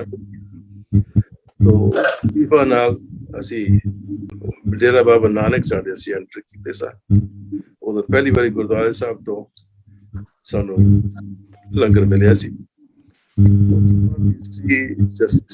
फिर आ गए। तो देखो मुसलमाना ने भी बड़ा सफर किया, जो मुसलमाना ने मारिया गया पंजाब दे विच, ਇਹਦੇ ਵਿੱਚ ਸਾਡੀ ਉਸ ਵਕਤ ਲੀਡਰਸ਼ਿਪ ਸੀ। और मैं बड़ा एक हिस्टोरिक चीज दसना ਜਿਹੜਾ ਕਦੀ ਕਿਤੇ ਹਿਸਟਰੀ ਵਿੱਚ ਨਹੀਂ ਆਇਆ ਨਾ ਆਏਗਾ। ਇੱਕ ਬੜੇ ਰਿਲਾਇਬਲ ਸੋਰਸ ਤੋਂ ਮੈਨੂੰ ਪਤਾ ਲੱਗਿਆ ਹੈ, ਉਹਨਾਂ ਨੇ ਕਿਹਾ ਦੇਖੋ ਜਦੋਂ ਇਹ ਸਾਰੀ ਕਟਵਟ ਹੋ ਰਹੀ ਸੀ ਪੰਜਾਬ ਸਿੱਖ ਪੰਜਾਬ ਚੋਂ ਉੱਡ ਕੇ ਆ ਰਹੇ ਸਨ, ਨੁਕਸਾਨ ਹੋ ਰਿਹਾ ਸੀ, ਉਸ ਵੇਲੇ ਸਰਦਾਰ ਪਟੇਲ ਹੋਮ ਮਿਨਿਸਟਰ ਸੀ, ਉਹ ਪੰਜਾਬ ਗਿਆ ਸੀ, ਉਹਨਾਂ ਨੇ ਸਿੱਖਾਂ ਨੂੰ ਇਨਸਾਈਟ ਕੀਤਾ कि तुसी भी जाके मुसलमानों को मारो। जाके उन्होंने बदले की तरफ से काम शुरू किया। बड़े अफसोस कि हिंदुस्तान जो इन्ना बड़ा इंसान जो होम मिनिस्टर है, बजाय उसके कि लोगों की रक्षा वास्ते कोई इंतजाम कर दे, लोगों को मारन ते एक्साइट और ये उन्होंने करैक्टर है। मैं ज्यादा नहीं कहा, मेरे अपने शब्द नहीं है, रिलायबल सोर्स तो है। सो ये बड़ी दुख दी गल्लां हन। बाकी सानू असी सफर बहुत पता है, देश भक्त हमेशा सिख रहे हैं, साहब जी ने कह रहे हैं और होंगे भी। सो ये गल दस नहीं बोल सकते। तो साडी सियाणप इस गल च है कि साडी जो भारत दे विच जो साडी पॉलिटिक्स है वो बड़ी दूरदर्शी होनी चाहिए है और सोच समझ के होनी चाहिए, ना कि खाली नारेबाजी करी जाना। एक शब्दां दी चाहना जी, कोई गलती होवे माफ करना। थैंक यू वीर जी, वाहिगुरू जी की फतेह जी। Thank you for your perspective ते जेड़ा थोड़ा व्यू पॉइंट है जेड़ा जो तुसी दस्सिया है शेयर कीता साडे सारियां दे नाल। आई नो 9:45 हो चले ने साडा प्रोग्राम, आई थिंक मैनूं लग रहा आपां नूं ना सारियां नूं टाइम नहीं मिल सकू अज। असी we are going to continue this programme next week also. ਇਹਦੇ ਵਿੱਚ ਨਾਲ ਦੀ ਨਾਲ ਅਸੀਂ ਇਹ ਵੀ ਗੱਲਾਂ ਕਰੀ ਜਾਈਏ ਕਿ ਆਵਾਂਗੇ ਅਸੀਂ ਵੀ ਅਸੀਂ ਸਾਡੇ ਇਸ ਵੇਲੇ ਦੇ ਹਾਲਾਤ ਕੀ ਆ, ਸਾਨੂੰ ਕੀ ਕਰਨਾ ਚਾਹੀਦਾ। ਜਿਸ ਤਰ੍ਹਾਂ ਵੀਰ ਜੀ ਨੇ ਦੋ ਗੱਲਾਂ ਕੀਤੀਆਂ ਪਹਿਲਾਂ, ਇਹ ਦੋਨਾਂ ਸਾਡੇ ਸਪੀਕਰਸ ਨੇ। ਦੇਖੋ ਜਿਹੜੀ ਡਿਮਾਰਕੇਸ਼ਨ ਵੀ ਹੋਈ ਸੀ ਰੈੱਡ ਕਲੈਪ ਵਾਲੀ, ਉਹਦੇ ਵਿੱਚ ਨਹਿਰੂ, ਗਾਂਧੀ ਤੇ ਜਿਨਾਹ ਉਹਨਾਂ ਦੇ ਬੰਨੀ ਐਕਸੈਪਟੈਂਸ ਸੀ। ਸਿੱਖ ਲੀਡਰਸ਼ਿਪ ਨੂੰ ਤਾਂ ਪਤਾ ਵੀ ਨਹੀਂ ਸੀ ਵੀ ਕੀ ਹੋ ਰਿਹਾ, ਉਹਨਾਂ ਨੂੰ ਤਾਂ ਦੱਸਿਆ ਵੀ ਨਹੀਂ ਸੀ ਗਿਆ। ਜੋ ਮੇਰੀ ਪੜ੍ਹਨ ਦੇ ਵਿੱਚ ਆਇਆ, ਜੋ ਮੈਂ ਸੁਣਿਆ ਜਾਂ ਪੜ੍ਹਿਆ ਹੈ, ਉਹਦੇ ਵਿੱਚ ਏਦਾਂ ਦਾ ਕੋਈ ਜ਼ਿਕਰ ਨਹੀਂ ਹੁੰਦਾ ਕਿਤੇ। ਹਾਂ ਕਹਿੰਦੇ ਕਾਸਟਡ ਇਹਨਾਂ ਦੇ, ਕਿਉਂਕਿ ਉਸ ਵੇਲੇ ਜਿਹੜੀ ਸਿੱਖ ਲੀਡਰਸ਼ਿਪ ਜਿਹੜੀ ਸੀਗੀ ਇਹ ਬਲਦੇਵ ਸਿੰਘ ਐਂਡ ਮਾਸਟਰ ਤਾਰਾ ਸਿੰਘ ਹੁਣੀ, ਇਹ ਇੱਕ ਪਾਸੇ ਸਿੱਖ ਅਕਾਲੀ ਲੀਡਰਸ਼ਿਪ ਦੇ ਵਿੱਚ ਵੀ ਸੀ, ਦੂਜੇ ਪਾਸੇ not Master Tara Singh but Baldev Singh who was so called representative, ਉਹਦੇ ਆਪਦੇ ਸੈਲਫਿਸ਼ ਮੋਟਿਵ ਵੀ ਸੀ, ਦੂਜੇ ਪਾਸੇ ਉਹ ਇੰਡੀਅਨ ਨੈਸ਼ਨਲ ਕਾਂਗਰਸ ਦੇ ਵਿੱਚ ਵੀ ਸ਼ਾਮਲ ਸੀ।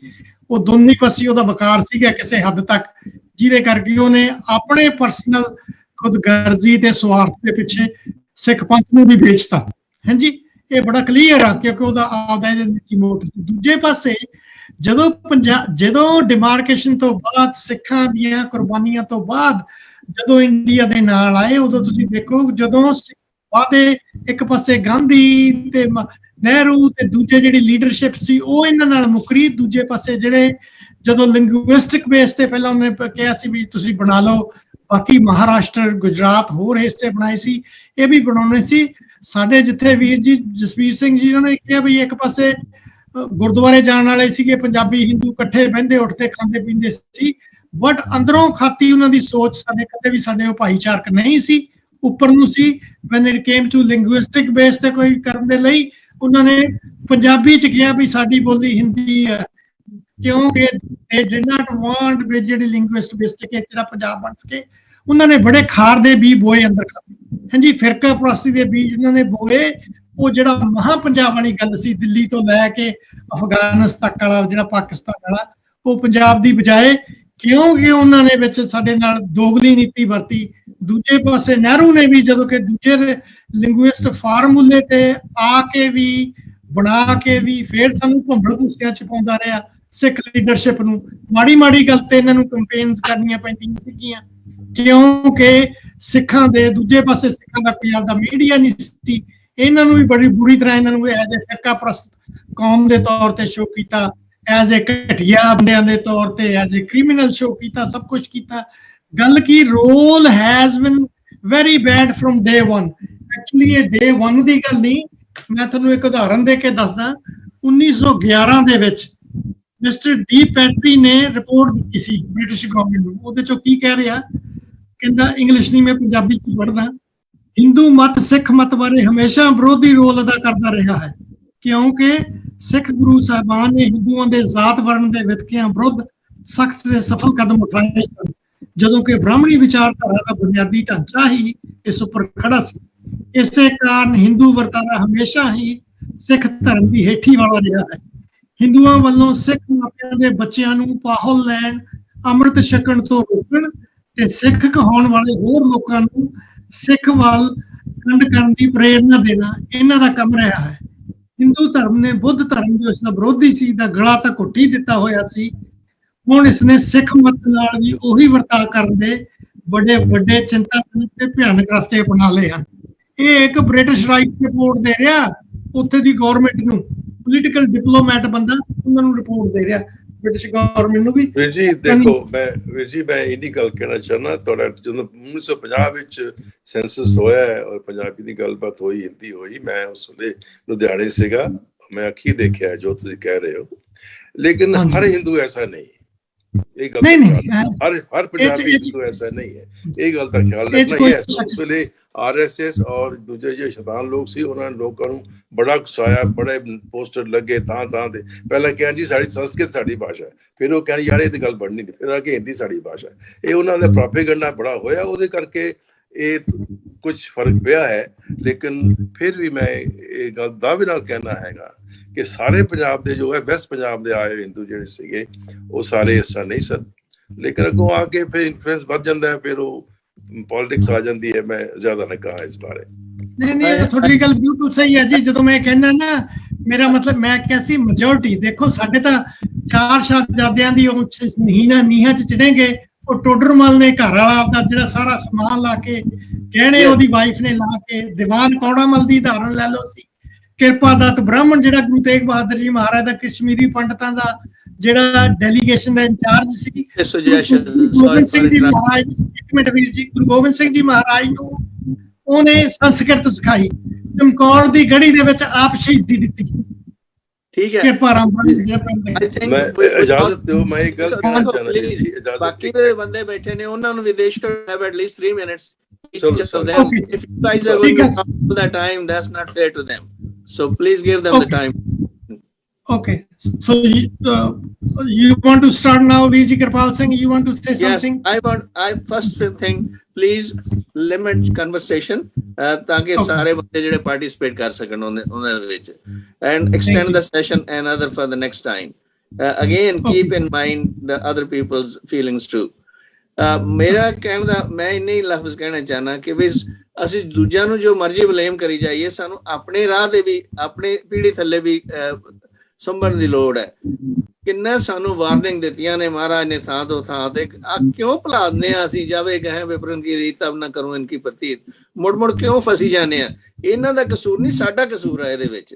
ਦੂਜੀ ਗੱਲ ਇਹ ਕਿ ਜਿੱਥੋਂ ਸਿੱਖਾਂ ਦੀ ਪਾਪੂਲੇਸ਼ਨ ਹੈ ਉਹਨੂੰ ਵਧਾਉਣ ਦੀ ਅਸੀਂ ਕੋਸ਼ਿਸ਼ ਨਹੀਂ ਕਰਦੇ। ਅਸੀਂ ਕਹਿੰਦੇ ਆ ਨਹੀਂ ਜੀ ਇਹ ਸਿੱਖਾਂ ਦੀ ਜਿਹੜੀ ਪਾਪੂਲੇਸ਼ਨ ਵਧਾਉਣੀ ਇਹ ਸਿੱਖੀ ਦੇ ਵਿਰੁੱਧ ਹੈ। ਜੇ ਇਹ ਗੱਲ ਆ ਤਾਂ ਮਹਾਰਾਜ ਦੀਆਂ ਮੰਜੀਆਂ ਐਸਟੈਬਲਿਸ਼ ਕੀਤੀਆਂ ਐਡੀ ਐਡੀ ਦੂਰ ਜਾਣ ਦਾ, ਉਹਨਾਂ ਦਾ ਕਾਰਨ ਕੀ ਸੀਗਾ? ਇਹੀ ਸੀਗਾ ਆਪਣੀ ਵਿਚਾਰਧਾਰਾ ਨੂੰ ਸਪਰੈਡ ਕਰਨ ਦਾ, ਸਾਂਝਾ ਕਰਨ ਦਾ ਲੋਕਾਂ ਦੇ ਨਾਲ। ਪਰ ਅਸੀਂ ਇਸ ਨੂੰ ਰੋਕਣ ਦੀ ਕੋਸ਼ਿਸ਼ ਕਰ ਰਹੇ ਹਾਂ। ਤੀਜਾ, ਜਿਹੜੇ ਗ੍ਰੰਥੀ ਨੇ ਉਹਨਾਂ ਦੀ ਵਿਦਿਆ ਦੇ ਵਿੱਚ ਅਸੀਂ ਚੰਗਾ ਪਾਰਟ ਨਹੀਂ ਪਲੇ ਕਰ ਰਹੇ। ਅਸੀਂ ਉਹਨਾਂ ਨੂੰ ਗ੍ਰੰਥੀ ਜਿਹੜੇ ਆ ਹੈਰੇਡਿਟਰੀ ਤੌਰ ਤੇ ਮਹਾਰਾਜ ਨੇ ਪ੍ਰੋਹਿਬਿਟ ਕੀਤਾ ਸੀ ਵੀ ਹੈਰੇਡਿਟਰੀ ਨਹੀਂ ਹੋਣਾ ਚਾਹੀਦਾ ਜੋ ਬਾਹਮਣਾਂ ਦੇ ਵਿੱਚ। ਪਰ ਇਹ ਨਹੀਂ ਕਿ ਵੀ ਗ੍ਰੰਥੀ ਪੜ੍ਹਿਆ ਲਿਖਿਆ ਨਾ ਹੋਵੇ, ਗ੍ਰੰਥੀ ਚੰਗੀ ਤਨਖਾਹ ਨਾ ਹੋਵੇ, ਇਹ ਗੱਲ ਨਹੀਂ। ਉਹਨਾਂ ਨੇ ਹੈਰੇਡਿਟਰੀ ਪਾਰਟ ਤੇ ਕੀਤੀ ਸੀਗੀ। ਅਦਰਵਾਈਜ਼ ਜਿਵੇਂ ਗੁਰੂ ਸਾਹਿਬ ਤੋਂ ਬਾਅਦ ਗੁਰੂ ਨਾਨਕ ਦੇਵ ਤੋਂ ਗੁਰੂ ਅੰਗਦ ਦੇਵ ਜੀ ਆਏ ਤੇ ਇਸ ਤਰ੍ਹਾਂ ਲੀਡਰਸ਼ਿਪ ਚੱਲਦੀ ਰਹੀ।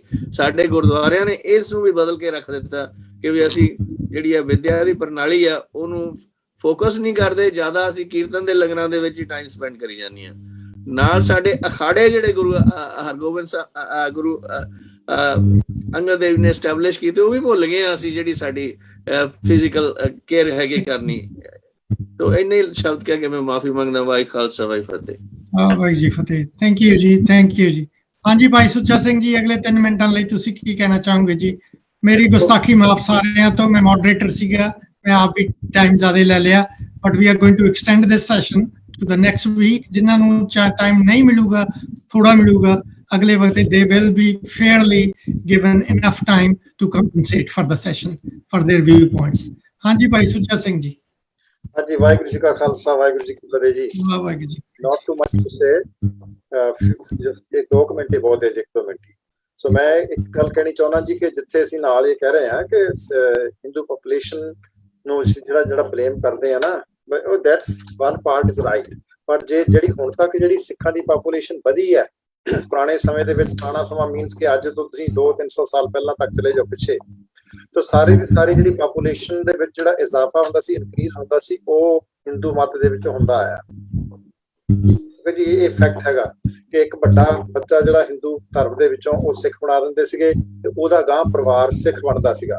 ਹੋਰ ਕੋਈ ਸੋਰਸ ਨਹੀਂ ਸੀ, ਦੂਸਰਾ ਸੋਰਸ ਸਿਰਫ ਇਸ ਕਰਕੇ ਸਿੱਖ ਆਪਣੇ ਬੱਚੇ ਪੈਦਾ ਕਰਨ।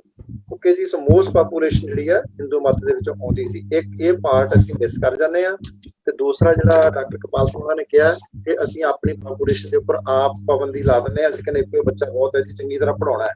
ਦੈਟ ਮੀਨਸ ਕਿ ਅਸੀਂ ਉਹਨੂੰ ਕਮਰਸ਼ੀਅਲ ਪੈਸੇ ਬਣਾਉਣੇ ਵਾਲੀ ਮਸ਼ੀਨ ਬਣਾਉਣਾ ਚਾਹੁੰਦੇ ਹਾਂ, ਨਾ ਕਿ ਅਸੀਂ ਕਿਹਦੀ ਸਿੱਖ ਬਣਾਉਣ ਦੀ ਸੋਚਦੇ ਹਾਂ। ਇਹ ਇੱਕ ਡਿਫਰੈਂਟ ਸਾਡੀ ਜਿਹੜੀ ਮਤਲਬ ਕਿ ਸਾਰੀ ਜਗ੍ਹਾ ਤੁਸੀਂ ਦੇਖੋਗੇ ਗਲਤੀ ਸਾਡੀ ਆਪਣੀ ਹੋਣੀ ਆ। ਜੇ ਸਾਡੇ ਚਪੇੜ ਵੱਜਦੀ ਆਈ ਤਾਂ ਅਸੀਂ ਮੂਹਰੇ ਕੀਤਾ ਹੋਣਾ। ਸਾਨੂੰ ਹੱਥ ਦਿੱਤਾ ਸੀ ਗੁਰੂ ਮਹਾਰਾਜ ਜੀ ਨੇ, ਅਸੀਂ ਉਹਨੂੰ ਵਰਤਿਆ ਨਹੀਂ ਕਿਧਰੇ ਵੀ। ਦੂਜੇ ਬੰਨੇ ਹੁਣ ਮੈਂ ਇਹ ਗੱਲ ਕਰਦਾ ਕਿ 4 ਚੀਜ਼ਾਂ ਹੁੰਦੀਆਂ ਨਾ ਜੀ ਕਿਸੇ ਸੁਸਾਇਟੀ ਦੇ ਵਿੱਚ। ਇੱਕ ਸੋਸ਼ਲ ਸਟਰਕਚਰ ਹੁੰਦਾ, ਦੈਨ ਰਿਲੀਜੀਅਸ ਹੁੰਦਾ, ਦੈਨ ਫਾਈਨੈਂਸ਼ੀਅਲ, ਤੇ ਚੌਥਾ ਜਿਹੜਾ ਹੁੰਦਾ ਪੋਲੀਟੀਕਲ ਸਿਸਟਮ। ਸੋ ਇਹ 4 ਹੀ ਚੀਜ਼ਾਂ ਹੁੰਦੀਆਂ ਜਿਹੜੀਆਂ ਤੁਹਾਨੂੰ ਆਜ਼ਾਦ ਜਾਂ ਗੁਲਾਮ ਬਣਾਉਂਦੀਆਂ। ਸੋ ਇਹਨਾਂ ਨੂੰ 4 ਹੀ ਪੱਖਾਂ ਦੇ ਵਿੱਚੋਂ ਤੁਸੀਂ ਆਪ ਹੁਣ ਗਾਂ ਦੇ ਸੈਸ਼ਨ ਦੇ ਵਿੱਚ ਸੋਚਾਂਗੇ ਕਿ ਸਾਨੂੰ ਕਿੱਥੇ ਅੰਗਰੇਜ਼ਾਂ ਨੇ ਗੁਲਾਮ ਬਣਾਇਆ, ਕਿੱਥੇ ਸਾਨੂੰ ਮੁਸਲਮਾਨਾਂ ਨੇ ਮੁਗਲਾਂ ਨੇ ਗੁਲਾਮ ਬਣਾਇਆ। ਤੋਂ ਆਜ਼ਾਦੀ ਤੋਂ ਪਹਿਲਾਂ ਮੇਰੇ ਖਿਆਲ ਦੇ ਅਨੁਸਾਰ ਸਾਨੂੰ ਗੱਲ ਕਰਨੀ ਚਾਹੀਦੀ ਹੈ ਕਿ ਗੁਲਾਮੀ ਦੀ ਡੈਫੀਨੇਸ਼ਨ ਕੀ ਹੈ। So if we know what the definition of gulami, then we can understand better what is the freedom। So ਇਹ ਮੈਂ ਕਹਿਣਾ ਚਾਹੁੰਦਾ ਕਿ ਅਗਲੇ ਮੇਰੀ ਤਾਂ ਅੱਜ ਇੱਛਾ ਸੀ ਕਿ ਜੇ ਮੈਨੂੰ ਟਾਈਮ ਮਿਲਦਾ ਤੇ ਮੈਂ ਤੇ ਗੁਲਾਮੀ ਬਾਰੇ ਗੱਲ ਕਰਨੀ ਸੀ ਕਿ ਅਸੀਂ ਗੁਲਾਮੀ ਤੋਂ ਪਹਿਲਾਂ ਸਮਝੀਏ ਹੈ ਕੀ ਚੀਜ਼ ਹੈ। ਤਾਂ ਉਹ ਜਿਹੜੀ ਚੀਜ਼ ਹੈ ਖੈਰ ਨੈਕਸਟ ਟਾਈਮ ਗੱਲ ਹੋ ਜਾਏਗੀ। ਤੇ ਪਾਕਿਸਤਾਨ ਦੀ ਜੋ ਡਿਵੀਜ਼ਨ ਹੋਈ ਹੈ ਤੇ ਪਾਕਿਸਤਾਨ ਦੀ ਸਾਈਡ ਦੇ ਉੱਪਰ ਸਿੱਖਾਂ ਦੇ 200 ਗੁਰਦੁਆਰੇ ਸੀਗੇ, ਵੱਡੇ ਤੇ ਛੋਟੇ ਜਿਹੜੇ ਰਹੇ ਆ। 1800 ਮੁਰੱਬਾ ਜਿਹੜਾ ਇੱਕ ਇਕੱਲੇ ਨਨਕਾਣਾ ਸਾਹਿਬ ਗੁਰਦੁਆਰੇ ਦੀ ਜ਼ਮੀਰ ਸੀ ਉਸ ਵੇਲੇ, ਜਿਨ੍ਹਾਂ ਨੂੰ ਛੱਡ ਕੇ ਆ ਗਏ। ਤੇ ਉਸ ਤੋਂ ਬਾਅਦ ਆਣ ਕੇ ਜਦੋਂ ਇੱਧਰ ਆ ਕੇ ਸਿੱਖਾਂ ਨੂੰ ਥੋੜੀ ਜਿਹੀ ਹੋਸ਼ ਆਈ, ਜਿਹੜੇ ਸਿਰ ਤੇ ਮੱਥਾ ਪਿੱਟਿਆ, ਤੇ ਫਿਰ ਇਹਨਾਂ ਨੇ ਅਰਦਾਸ ਦੇ ਵਿੱਚ ਸਿਰਫ ਐਡ ਕਰ ਦਿੱਤਾ ਕਿ ਨਨਕਾਣਾ ਸਾਹਿਬ ਤੇ ਹੋਰ ਗੁਰਦੁਆਰੇ ਗੁਰਧਾਮਾਂ ਦੇ ਦਰਸ਼ਨ ਦੀ ਸਾਨੂੰ ਆਜ਼ਾਦੀ ਹੋਵੇਗੀ। ਉਹ ਜਿਹੜੀ ਲਾਈਨ ਇਸ ਕਰਕੇ ਐਡ ਕੀਤੀ ਸੀ, ਕਿਸੇ ਨੇ ਕਿਹਾ ਕਿ ਉੱਥੇ ਤੁਸੀਂ 1800 ਮੁਰੱਬਾ ਤੇ ਗੁਰਦੁਆਰੇ ਦੇ ਨਾਂ ਤੇ ਛੱਡ ਕੇ ਆ ਗਏ, ਕਿਸੇ ਨੇ ਸੋਚਿਆ ਕੁਛ ਨਹੀਂ। ਉਹਦੇ ਅਗੇਂਸਟ ਕੁਛ ਇੱਧਰ ਪੰਜਾਬ 'ਚ ਮੰਗ ਲੈਂਦੇ ਆ ਕੇ 1800 ਮੁਰੱਬਾ ਸਾਡਾ ਉੱਧਰ ਰਿਹਾ, ਜਦ ਲੋਕਾਂ ਨੂੰ ਜਿਹੜੇ ਉੱਧਰੋਂ ਉੱਜੜ ਕੇ ਆਏ ਸੀ ਉਹਨਾਂ ਨੂੰ ਆਈ ਥਿੰਕ 5% ਉਹਨਾਂ ਦੀ ਥੋੜੀ ਜਿਹੀ ਲੈਸ % ਜ਼ਮੀਨ ਪੰਜਾਬ ਦੇ ਵਿੱਚ ਮਿਲੀ ਸੀ। ਲੇਕਿਨ ਨਨਕਾਣਾ ਸਾਹਿਬ ਦੀ ਜ਼ਮੀਨ ਕਿਸੇ ਨੇ ਪੰਜਾਬ 'ਚ ਨਹੀਂ ਮੰਗੀ ਉਸ ਵੇਲੇ ਆ ਕੇ, ਸਾਨੂੰ ਗੁਰਦੁਆਰੇ ਦੀ ਜ਼ਮੀਨ ਦੇ ਉੱਤੇ ਰੱਖ ਕੇ।